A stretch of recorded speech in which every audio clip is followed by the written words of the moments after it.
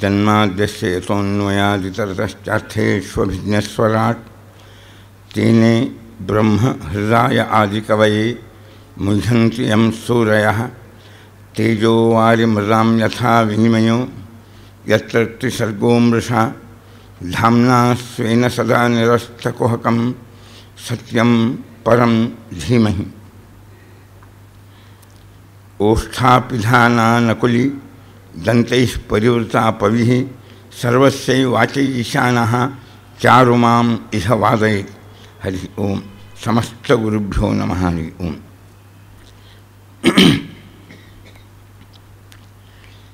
ಕಳೆದ 2 ದಿನಗಳಲ್ಲಿ ಭಾಗವತವೆಂಬ ಗ್ರಂಥ, ಅದರ ವ್ಯಾಪ್ತಿ, ಅದರ ವಿಷಯಗಳ ಸಂಗ್ರಹ, ಅದರ ಸ್ವರೂಪ ಸ್ವಲ್ಪ ಮಟ್ಟಿಗೆ ತಿಳಿಲಿಕ್ಕೊಂದು ಪ್ರಯತ್ನವನ್ನು ಪಟ್ಟಿದ್ದೇವೆ.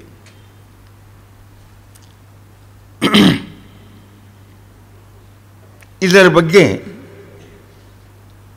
ವೇದವ್ಯಾಸರೇ ಗರುಡ ಪುರಾಣದಲ್ಲಿ ಒಂದು ಮಾತು ಹೇಳ್ತಾರೆ. ಇದೇನಿದು ಭಾಗವತ?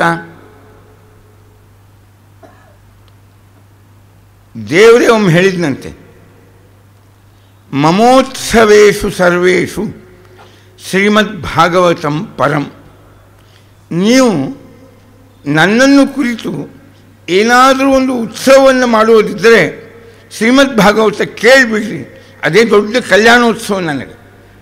ನೀವು ಬೆಟ್ಟಕ್ಕೆ ಬಂದು ಖರ್ಚು ಮಾಡಿ ಕಲ್ಯಾಣೋತ್ಸವ ಮಾಡೋದಕ್ಕಿಂತ ಕೆಲವು ಹೆಚ್ಚಿನ ಮಟ್ಟದಲ್ಲಿ ಜ್ಞಾನವನ್ನು ಸಂಪಾದನೆ ಮಾಡಿರಿ, ಇದೇ ನನ್ನ ದೊಡ್ಡ ಉತ್ಸವ. ಮಮ ಉತ್ಸವೇಷು ಸರ್ವೇಷು ಶ್ರೀಮದ್ ಭಾಗವತಂ ಪರಂ, ಇದೇ ದೊಡ್ಡದು. ಜ್ಞಾನ ಕೇಳ್ರಿ, ಇದು ಸಂಸ್ಕಾರ, ಇದು ಸಂಸ್ಕೃತಿ, ಇದು ನಮ್ಮನ್ನು ಚೆನ್ನಾಗಿ ಜೀವಂತವಾಗಿ ಉಳಿಸುವ ವಾಂಗ್ಮಯ. ಆದ್ದರಿಂದ ಇದನ್ನು ಕೇಳ್ರಿ ಅಂತ. ಹಾಗಾದರೆ ಇದು ಏನಿದು? ಇದು ಪುರಾಣ. ಇತಿಹಾಸ ಬೇರೆ, 3 ಇತಿಹಾಸ, ಇದು ಪುರಾಣ. ಸರಿ, ಇದು ಹೇಗಿದೆ ಭಾಗವತ?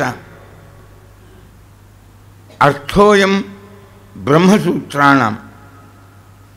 ಸಮಗ್ರ ಬ್ರಹ್ಮಸೂತ್ರಗಳಲ್ಲಿ ಬರುವ ಎಲ್ಲ ವಿಚಾರಗಳು ಭಾಗವತದಲ್ಲಿವೆ. ಆದ್ದರಿಂದಲೇ ಒಂದು ಉಪನಿಷತ್ತಿನ ಮಾತು, ಏಕೇನ ವಿಜ್ಞಾತೇನ ಸರ್ವಂ ವಿಜ್ಞಾತಂ ಸ್ಯಾತ್. ಒಂದನ್ನು ತಿಳಿದರೆ ಎಲ್ಲವನ್ನೂ ತಿಳಿದಂತೆ ಆಗುತ್ತದೆ. ಅದು ಯಾವುದು ಅಂದರೆ ಶ್ರೀಮದ್ ಭಾಗವತ. ಇದು ಇದರ ಹಿರಿಮೆ, ಹೆಗ್ಗಳಿಕೆ. ಅಂತೆ ಜನ್ಮಾದ್ಯಸ್ಯ ಯತಃ ಎಂಬ ಬ್ರಹ್ಮಸೂತ್ರದಿಂದ ಭಾಗವತ ಪ್ರಾರಂಭ ಆಗ್ತದೆ. ಅರ್ಥೋಯಂ ಬ್ರಹ್ಮಸೂತ್ರಾಣ. ಭಾರತೀಯ ಆಧ್ಯಾತ್ಮ ಪ್ರಪಂಚದಲ್ಲಿ ಬ್ರಹ್ಮಸೂತ್ರಗಳ ಸ್ಥಾನ ಬಹಳ ದೊಡ್ಡದು. ಅದನ್ನು ಪರವಿದ್ಯಾ ಎಂದು ಕರೀತಾರೆ. ಅದು ಮುಖ್ಯ. ಬ್ರಹ್ಮಮೀಮಾಂಸಾ ಶಾಸ್ತ್ರ. ವೇದಗಳಲ್ಲಿ ಬಂದ ವಿಚಾರಗಳನ್ನು ಯುಕ್ತಿಯಿಂದ ನಿರ್ಣಯ ಮಾಡುವುದು ಸೂತ್ರ ಪ್ರಪಂಚ. ಯುಕ್ತಿಗಳನ್ನು ಕೊಟ್ಟು ವೇದದ ವಿಚಾರಗಳನ್ನು ಇದಮಿತ್ತಂ ಎಂಬುದಾಗಿ ನಿರ್ಣಯ ಮಾಡುವ ವಾಂಗ್ಮಯ ಸೂತ್ರ ಪ್ರಪಂಚ. ಸಂಕ್ಷೇಪವಾಗಿ ಯುಕ್ತಿಗಳನ್ನು ತಿಳಿಸೋದು ಸೂತ್ರ ಪ್ರಪಂಚ. ಅಲ್ಪಾಕ್ಷರಂ ಅಸಂದಿಗ್ಧಂ ಸಾರವತ ವಿಶ್ವತೋಮುಖಂ ಅಸ್ತೋಭಂ ಅನವದ್ಯಂಚ ಸೂತ್ರಂ ಸೂತ್ರವಿದೋ ವಿದುಃ. ಇದು ಸೂತ್ರ ಪ್ರಪಂಚ. ಸೂತ್ರ ಪ್ರಪಂಚ ಎಷ್ಟದ? 20 ಅಧ್ಯಾಯ. ಅಂದರೆ ದೇವರ ಬಗ್ಗೆ, ಅವನ ಸ್ವರೂಪ, ಅವನ ಕಾರ್ಯ, ಅವನ ಗುಣ, ದೇವರು ಅಂದರೆ ಯಾರು, ಅವನ ಲಕ್ಷಣ, ನಮಗೂ ಅವು ಇರ್ತಕ್ಕ ಸಂಬಂಧ ಏನು, ಈ ಎಲ್ಲ ವಿಚಾರವನ್ನು ಹೇಳೋದು ಬ್ರಹ್ಮನಿಗೆ ಸಂಬಂಧಪಟ್ಟದ್ದು ಬ್ರಹ್ಮಸೂತ್ರ. ಇನ್ನುಳಿದ ದೇವತೆಗಳಿದ್ದಾರೆ. ಆ ಎಲ್ಲ ದೇವತೆಗಳ ಸ್ವರೂಪ, ಸಾಧನ, ಪ್ರಯೋಜನ ಇದನ್ನು ಹೇಳೋದು ದೈವಿ ಮೀಮಾಂಸ. ಬ್ರಹ್ಮಮೀಮಾಂಸ 4 ಅಧ್ಯಾಯ, ದೈವಿ ಮೀಮಾಂಸ ಅದು 4 ಅಧ್ಯಾಯ. ಒಂದೊಂದು ಅಧ್ಯಾಯದಲ್ಲಿ 4 ಪಾದಗಳು. ಇನ್ನು 12 ಅಧ್ಯಾಯ ವೇದದ ವಿಚಾರಗಳು, ಮನುಷ್ಯನ ಕರ್ತವ್ಯ ಕರ್ಮಗಳ ಬಗ್ಗೆ ಇರ್ತಕ್ಕ ವಿಚಾರಗಳು. ಅದು 12 ಅಧ್ಯಾಯ ಕರ್ಮಮೀಮಾಂಸ ಅಂತ ಕರೀತಾರೆ. ಇದಕ್ಕೆ ಪೂರ್ವಮೀಮಾಂಸ ಅಂತಾರೆ ಅಥವಾ ಕರ್ಮಮೀಮಾಂಸ ಅಂತ. ಈ 3 ಮೀಮಾಂಸಾ ಶಾಸ್ತ್ರಗಳನ್ನು ನಾವು ಭಾಗವತದೊಳಗೆ ಕಾಣ್ತೀವಿ. ಇಲ್ಲಿ ಬ್ರಹ್ಮಮೀಮಾಂಸ ಅದು, ದೈವಿ ಮೀಮಾಂಸ ಅದು, ಇಲ್ಲಿ ಕರ್ಮಮೀಮಾಂಸ ಅನ್ನೋದು. ಯಾವುದು ಒಳ್ಳೆಯ ಕರ್ಮ, ಯಾವುದು ಕೆಟ್ಟ ಕರ್ಮ, ಮನುಷ್ಯ ಮಾಡಿದ ಎಲ್ಲ ಕರ್ತವ್ಯ ಕರ್ಮಗಳನ್ನು ನೋಡುವವರು ಯಾರು, ತಿಳಿದವರು ಯಾರು, ನಿರ್ಣಯ ಮಾಡುವವರು ಯಾರು, ಅದು ಡಿಸೈಡ್ ಮಾಡೋದು, ಡಿವೈಡ್ ಮಾಡೋದು ಯಾರು ಅಂತ ಭಾಳ ವಿಸ್ತಾರ ಬರ್ತದೆ. ಸೂತ್ರ ಹೇಳ್ತದೆ, ಪೃಥ್ವಿ, ಅಪ, ತೇಜ, ವಾಯು, ಆಕಾಶ ಇವೆಲ್ಲ ನೋಡ್ತಾರಂತೆ. ಅವೇನು ಜಡ ಅಲ್ಲ. ಓಂ ಅಭಿಮಾನಿ ವ್ಯಪದೇಶಸ್ತು ವಿಶೇಷಾನುಗತಿಭ್ಯಾಂ ಬ್ರಹ್ಮಸೂತ್ರ. ಹಾಗಲ್ಲ. ಇಂಡಿಯಾ ಗೆತ್ತು ಅಂತಂದ್ರೆ ಏನರ್ಥ, ಇಂಡಿಯಾ ಸೋತು ಅಂತಂದ್ರೆ ಏನರ್ಥ, ಕ್ರಿಕೆಟ್ನೊಳಗೆ ಅದರ ಪ್ರತಿನಿಧಿ ಅಂತ ಅರ್ಥ. ಮೃದಬ್ರವಿ, ಆಪೋ ಅಬ್ರುವನ್ ಇವೆಲ್ಲ ಶಬ್ದದ ಅರ್ಥ ಅದರ ಪ್ರತಿನಿಧಿಯಾದ ವ್ಯಕ್ತಿ ಅಂತ ಅರ್ಥ. ನಾವು ವ್ಯವಹಾರದೊಳಗೆ ಹಾಗೆ ಯಾರ ಅಧೀನ ಆ ವಸ್ತುವಿನ ಹೆಸರಿನಿಂದ ಆ ವ್ಯಕ್ತಿಯನ್ನು ಕರಿತೀವಿ. ಇದು ಸಹಜವಾದದ್ದು. ಹಾಗೆ ಮತ್ತು ಇವೆಲ್ಲ ಮತ್ತು ಮನುಷ್ಯ ಮಾಡುವ ಕರ್ಮಗಳನ್ನು ನೋಡುವ ಸಾಕ್ಷಿಗಳು 22. ಅದಕ್ಕೊಂದು ಪರಿಕಲ್ಪನೆ ಕೊಟ್ಟಾರೆ ನಮಗೆ. ನಮ್ಮ ನಿಮ್ಮ ಗುಪ್ತವಾದ ಎಲ್ಲ ಚಿತ್ರಗಳು ಯಾರ ಹತ್ತಿರ ಇರ್ತಾವೆ ಅವ್ರ ಚಿತ್ರಗುಪ್ತರು ಅಂತವ್ರು. ಅವ್ರು ಕ್ಯಾಮ್ರಾಮನ್ ಅಂತ ಕರೀತಾರೆ. ಎಲ್ಲದು ಅವ್ರ ಹತ್ತಿರ. ನಾ ಮಾಡೇ ಇಲ್ಲ ಇಂಥ ಅಪರಾಧ ಅಂತಂದ್ರೆ ಅದಕ್ಕೆ ಈ ಜಗತ್ತಿಗೆ ಒಂದು ಸಾರ್ವಭೌಮ ವ್ಯವಸ್ಥೆ ಅದ. ನಮ್ಮ ನಿಮ್ಮ ನಿರ್ಣಯ ಬಹಳ ಉಪಯೋಗ ಬೀಳುವುದಿಲ್ಲ. ನಾವು ಅವನು ಬಹಳ ಒಳ್ಳೆಯವನು ಅಂತಂದರೂ ಅದರಿಂದೇನು ಬಹಳ ಲಾಭ ಆಗುವುದಿಲ್ಲ. ಅವನು ಬಹಳ ಕೆಟ್ಟವನು ಅಂತ ನಾವು ಅಂದರೂ ಅದರಿಂದೇನು ಪರಿಣಾಮವೂ ಆಗುವುದಿಲ್ಲ. ನಿಜವಾಗಿಯೂ ಕೂಡ ಮೇಲಿನಿಂದ ಆಡಳಿತ ನಡೀತದೆ ಮನುಷ್ಯನ ಬದುಕಿನ ಮೇಲೆ, ಇಡೀ ಜಗತ್ತಿನ ಮೇಲೆ. ನಾವು ತಿಳಿದಿರ್ಬೋದು ಅವ್ರು ಬಹಳ ಒಳ್ಳೆಯವರಿದ್ದಾರೆ, ಯಾಕೆ ಹೀಗೆ ಅನ್ಯಾಯ ಆಯ್ತು ಅವರಿಗೆ ಅಂತ. ನೀವು ಯಾರು ನೋಡೋರು? ನಮ್ಮ ದೇಶ, ಕಾಲ, ಅವಧಿ ಪರಿಮಿತ. ನಾವೇನು ನಿರ್ಣಯ ಮಾಡಲಿಕ್ಕೆ ಸಾಧ್ಯದ? ಇಡೀ ಜಗತ್ತಿಗೆ ಒಂದು ಸಾರ್ವಭೌಮ ವ್ಯವಸ್ಥೆ ಅದು. ಅದಕ್ಕೆ ತನ್ನದೇ ಆದ ನಿಯಮಗಳವ. ಅದು ತಾನು ನಿರ್ಣಯ ಮಾಡ್ತದೆ. ಇದು ಪುಣ್ಯ, ಇದು ಪಾಪ, ಇದು ಧರ್ಮ, ಇದು ಅಧರ್ಮ, ಇದು ಒಳ್ಳೆಯದು, ಇದು ಕೆಟ್ಟದ್ದು. ಆ ದೇವರ ದೇವತೆಗಳ ಅಥವಾ ಈ ಸನಾತನ ಸಿದ್ಧಾಂತದ ಯಾವುದು ಮನುಷ್ಯನ ಬದುಕಿನನ್ನು ನಿರ್ಣಯ ಮಾಡ್ತದೆ, ಒಳ್ಳೆಯದು ಕೆಟ್ಟದ್ದು ಅಂತ, ಇದರ ಮಾರ್ಗದರ್ಶನ ನಿಮಗೆ ಎಲ್ಲಿ ಆಗಬೇಕು? ಅದಕ್ಕೆ ಭಾಗವತ. ಇದು ಏನದ, ದೇವ್ರು ಹೇಳಿದ ಹಿಂಗಿರ್ರಿ ಒಳ್ಳೆಯದಾಗ್ತದೆ, ಹೀಗಿರಬೇಡ್ರಿ ಇದನ್ನು ಕೆಟ್ಟದ್ದಾಗ್ತದೆ ಅಂತ ಎಲ್ಲಿ ನೀವು ತಿಳಿದಂತೆ ಇಡೀ ಜಗತ್ತಿನ ಮಾನವತೆಯ ಕಲ್ಯಾಣದ ದೃಷ್ಟಿಯನ್ನು, ಸೃಷ್ಟಿಯನ್ನು, ವಿಚಾರಗಳನ್ನು, ಆಚರಣೆಯನ್ನು ಹೇಳಿದ ವಾಂಗ್ಮಯ ಪ್ರಪಂಚ ಇದು ಶ್ರೀಮದ್ ಭಾಗವತ. ಇಡೀ 3 ಸೂತ್ರ ಪ್ರಪಂಚದ ಎಲ್ಲ ವಿಚಾರ ಅರ್ಥೋಯಂ ಬ್ರಹ್ಮಸೂತ್ರಾಣ. ಬ್ರಹ್ಮಸೂತ್ರಗಳು, ದೈವಿ ಮೀಮಾಂಸಾ, ಕರ್ಮಮೀಮಾಂಸಾ ಎಲ್ಲ ವಿಚಾರದ ಇದು. ಅದನ್ನ ಆ ರೀತಿ ನೋಡು, ಭಾಳ ಒಳ್ಳೆಯ ರೀತಿಯಾಗಿ ಅದನ್ನೆಲ್ಲನೂ ಇದು ಬಂದದ್ದು. ಭಾರತಾರ್ಥ ವಿನಿರ್ಣಯ. ಮಹಾಭಾರತಕ್ಕೂ ಭಾಗವತಕ್ಕೂ ಅಲ್ಲಲ್ಲಿ ಒಮ್ಮೊಮ್ಮೆ ಕಥೆಯಲ್ಲಿ ವ್ಯತ್ಯಾಸ ಬಂದಂತೆ ಕಾಣ್ತದೆ. ಮಹಾಭಾರತವನ್ನು ಪಕ್ಕದಲ್ಲಿ ಇಟ್ಟುಕೊಂಡು ಇದನ್ನು ಚೆಂದಾಗಿ ಈ ವಿಷಯಗಳ ನಿರ್ಣಯವನ್ನು ಮಾಡಿಕೊಡ್ರಿ. ಇದಕ್ಕೆ ಭಾರತಾರ್ಥ ವಿನಿರ್ಣಯ. ಗಾಯತ್ರಿ ಅದು ವೇದ ಮಾತ. ಎಲ್ಲರ ಬುದ್ಧಿಯನ್ನು ಪ್ರಚೋದನೆ ಮಾಡುವ ಸಾಮರ್ಥ್ಯ ಅದರೊಳಗದ. ಅನಂತ ಅರ್ಥ ಗಾಯತ್ರಿಗೆ. ಈ ಗಾಯತ್ರಿಯ ವಿಸ್ತಾರವಾದ ಭಾಷ್ಯ ವ್ಯಾಖ್ಯಾನ ಇದು ಭಾಗವತ. ಗಾಯತ್ರಿ ಭಾಷ್ಯ ರೂಪೋತ್ಸವ. ಅಂತೆಯೇ ಗಾಯತ್ರಿಯ ಕ್ರಿಯಾಪದ ಸತ್ಯಂ ಪರಂ ಧೀಮಹಿ. ಗಾಯತ್ರಿ ಗಾಯತ್ರಿ ಅಂದರೆ ಏನದು? ಮೀಟರ್ ಅಂತ ಕರೀತಾರೆ ಇಂಗ್ಲೀಷ್ನಾಗ, ಛಂದಸ್ಸು ಅಂತ ಕರೀತಾರೆ ಸಂಸ್ಕೃತನಾಗ. 24 ಅಕ್ಷರದ ಒಂದು ಮಂತ್ರಕ್ಕೆ ಗಾಯತ್ರಿ ಎಂಬ ಛಂದಸ್ಸು, ಅದು ಗಾಯತ್ರಿ ಅಂತ ಕರೀತಾರೆ. ಈ 24 ಅಕ್ಷರ ಜಗತ್ತಿನ ವಾಂಗ್ಮಯ ಪ್ರಪಂಚಕ್ಕೆ ಮೂಲ ಆಧಾರ. ಅಂತೆಯೇ ಈ 24 ಅಕ್ಷರಗಳ ವ್ಯಾಖ್ಯಾನವಾಗಿಯೇ ವಾಲ್ಮೀಕಿ 24,000 ಶ್ಲೋಕಗಳ ರಾಮಾಯಣವನ್ನು ರಚನೆ ಮಾಡಿದ. ಅದಕ್ಕೆ ವೇದವೇದ್ಯೆ ಪರೇ ಪುಂಸಿ ಜಾತೆ ದಶರಥಾತ್ಮಜೆ ವೇದ ಪ್ರಾಚೇತಸಾದಾಸೀತ್ ಸಾಕ್ಷಾತ್ ರಾಮಾಯಣಾತ್ಮನ. ವೇದವೇದ್ಯ ಹುಟ್ಟಿದ ರಾಮನಾಗಿ, ವೇದವೂ ಹುಟ್ಟಿತು ರಾಮಾಯಣವಾಗಿ ಅಂತ. ಹೀಗೆ ವೇದದ ಅವತಾರ ರಾಮಾಯಣ, ವೇದವೇದ್ಯ ಅವನ ಅವತಾರ ರಾಮ ಅಂತ. ಇದು ಗಾಯತ್ರಿ ವ್ಯಾಖ್ಯಾನ. ಹಿಂಗೆ ಇಡೀ ವಾಂಗ್ಮಯ ಪ್ರಪಂಚ ಅದಕ್ಕೆ ಗಾಯತ್ರಿಯೊಳಗೆ ಎಲ್ಲ ಅದ. ಗ್ಲೈ ಗಾನೆ, ಯಾವುದನ್ನು ನಾವು ಅಂದ್ರೆ ದೇವರು ನಮ್ಮ ಕೈ ಹಿಡಿತಾನೆ ಅಂಥ ಮಂತ್ರ ಅದು ಗಾಯತ್ರಿ. ಅಂಥ ಗಾಯತ್ರಿಯೊಳಗೆ ತ್ರಿಷು ಕಾಲೇಶು ಗೀಯತೆ ಇತಿ ಗಾಯತ್ರಿ. ಯಾವುದನ್ನು 3 ಕಾಲದಲ್ಲಿ ದೇವರಲ್ಲಿ ಪ್ರಾರ್ಥನೆ ಮಾಡ್ತಾರೆ ಅದು ಗಾಯತ್ರಿ. ತ್ರಿಷು ಕಾಲೇಶು ಗೀಯತೆ ಇತಿ ಗಾಯತ್ರಿ.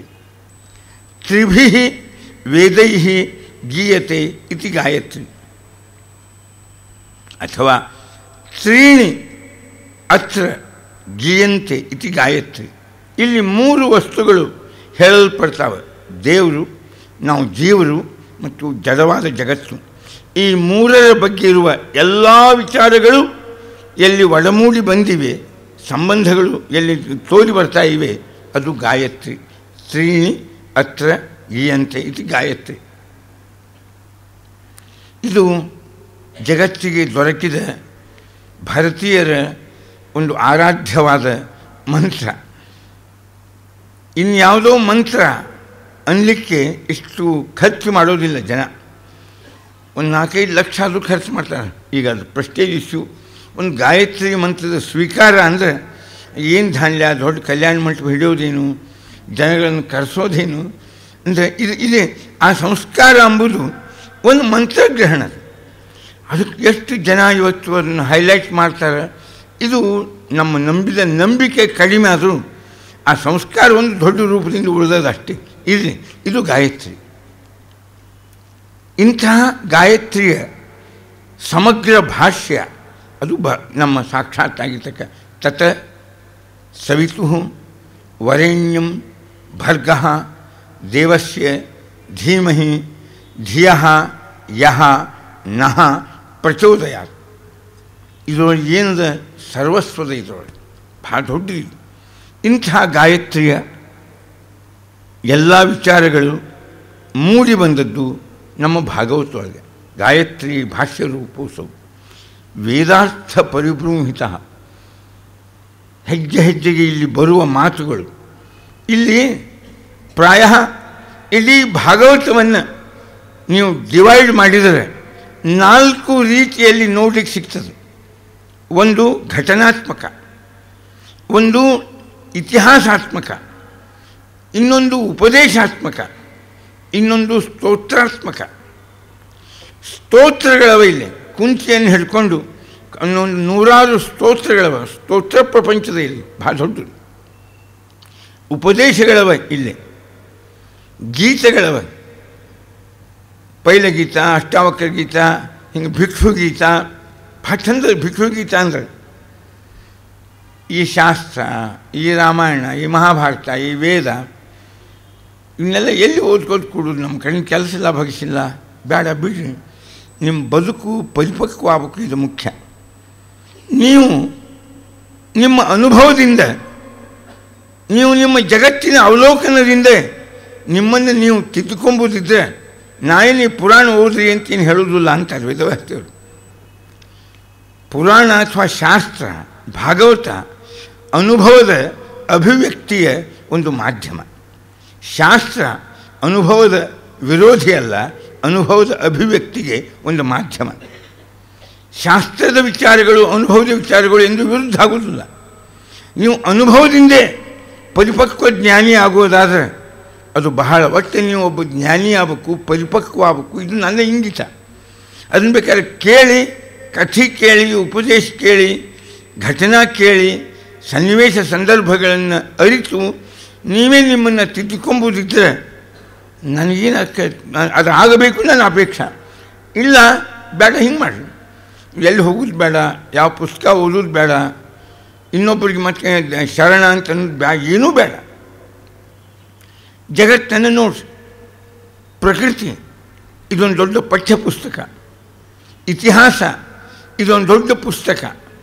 ಇದರ ಒಂದೊಂದು ಪುಟ ತಿರುವ್ರಿ, ಕಾಲ ಕಾಲದ ಇತಿಹಾಸ, ಅದರಿಂದ ಬೇಕಾದ್ರೆ ಅನುಭವ ಕಲಿಬಹುದು. ಇತಿಹಾಸ ಪುಟ ಬೇಡ. ಪೃಥ್ವಿ, ಪ್ರಪಂಚ ಇದೊಂದು ದೊಡ್ಡ ಪುಸ್ತಕ. ಇದು ಭಾಳ ದೊಡ್ಡ ಪುಸ್ತಕ ಇದೆ. ನೋಡ್ರಿ ಹೆಂಗದ. ಚಂದ್ರನ ನೋಡ್ರಿ, ತಿಳ್ಕೊಳ್ರಿ. ಏನು ತಿಳ್ಕೊಬೇಕು ಚಂದ್ರನಿಂದ?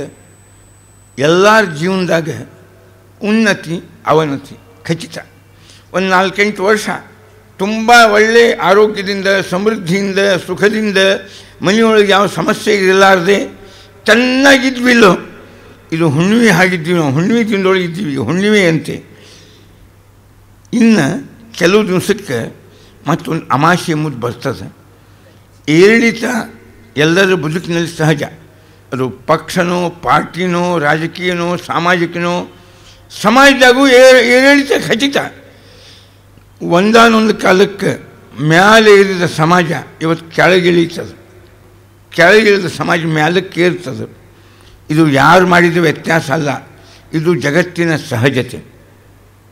ನಾವು ನಮ್ಮ ವೈಯಕ್ತಿಕ ಜೀವನದಾಗ ಹುಣ್ಣಿಮೆಯಂತಹ ಸಮೃದ್ಧಿಯ ದಿನಗಳಲ್ಲಿ ನಾವಿದ್ದರೆ ಸ್ವಲ್ಪ ತಿಳ್ಕೋಬೇಕು. ಇನ್ನೊಂದು 4-8 ವರ್ಷದಾಗ ಮತ್ತು ನಮ್ಮದು ಶುರುವಾಗ್ತದೆ ಕೃಷ್ಣ ಪಕ್ಷ. ಆ ಎಚ್ಚರಿಕೆ ಮೊದಲೇ ಇರಬೇಕು. ಯಾರೋ ಬದುಕಿನಾಗ ಏನಾಗ್ತದೆ, 4-8 ವರ್ಷ ಆಯ್ತು, ತುಂಬ ಕಷ್ಟ, ಏನು ಮಕ್ಕಳು, ಹೆಣ್ಮಕ್ಳು, ವರ, ನೌಕರಿ, ಚಾಕರಿ, ಆರ್ಥಿಕ ಸಮಸ್ಯೆ, ಆರೋಗ್ಯ ಸಮಸ್ಯೆಗಳು ಸಾವಿರಾರು ಕಾಡ್ತಾ ಇವೆ ಅಂತ ಅಮಾಸೆಯಂತಹ ಕತ್ತಲೆಯ ದಿನಗಳಲ್ಲಿದ್ದಾಗ ಇನ್ನೊಂದು 15 ದಿವಸಕ್ಕೆ ಹುಣ್ಣಿಮೆ ಬರ್ತದೆ ಅನ್ನೋ ಭರವಸೆ ಬೇಕು.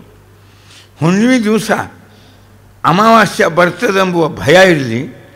ಅಮಾವಾಸ್ಯೆ ಎಂಬುವಂತಹ ಭಯದ ವಾತಾವರಣದಲ್ಲಿ ಹುಣ್ಣಿಮೆಯ ಭರವಸೆ ಇರಲಿ.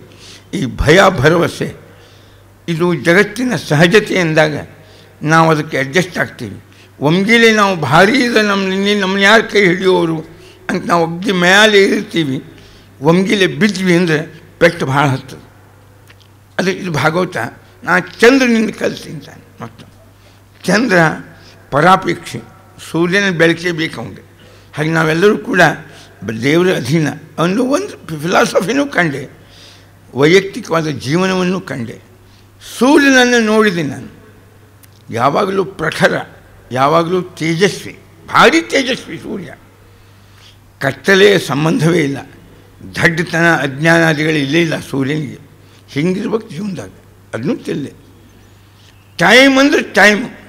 ನಾವೇನು 6:30 ಅಂತಂದ್ರೆ ಇನ್ನೂ ಒಂದು 6:35, 6:40 ಹೆಚ್ಚು ಕಡಿಮೆ ನಡೀತಿರ್ತಾವೆ.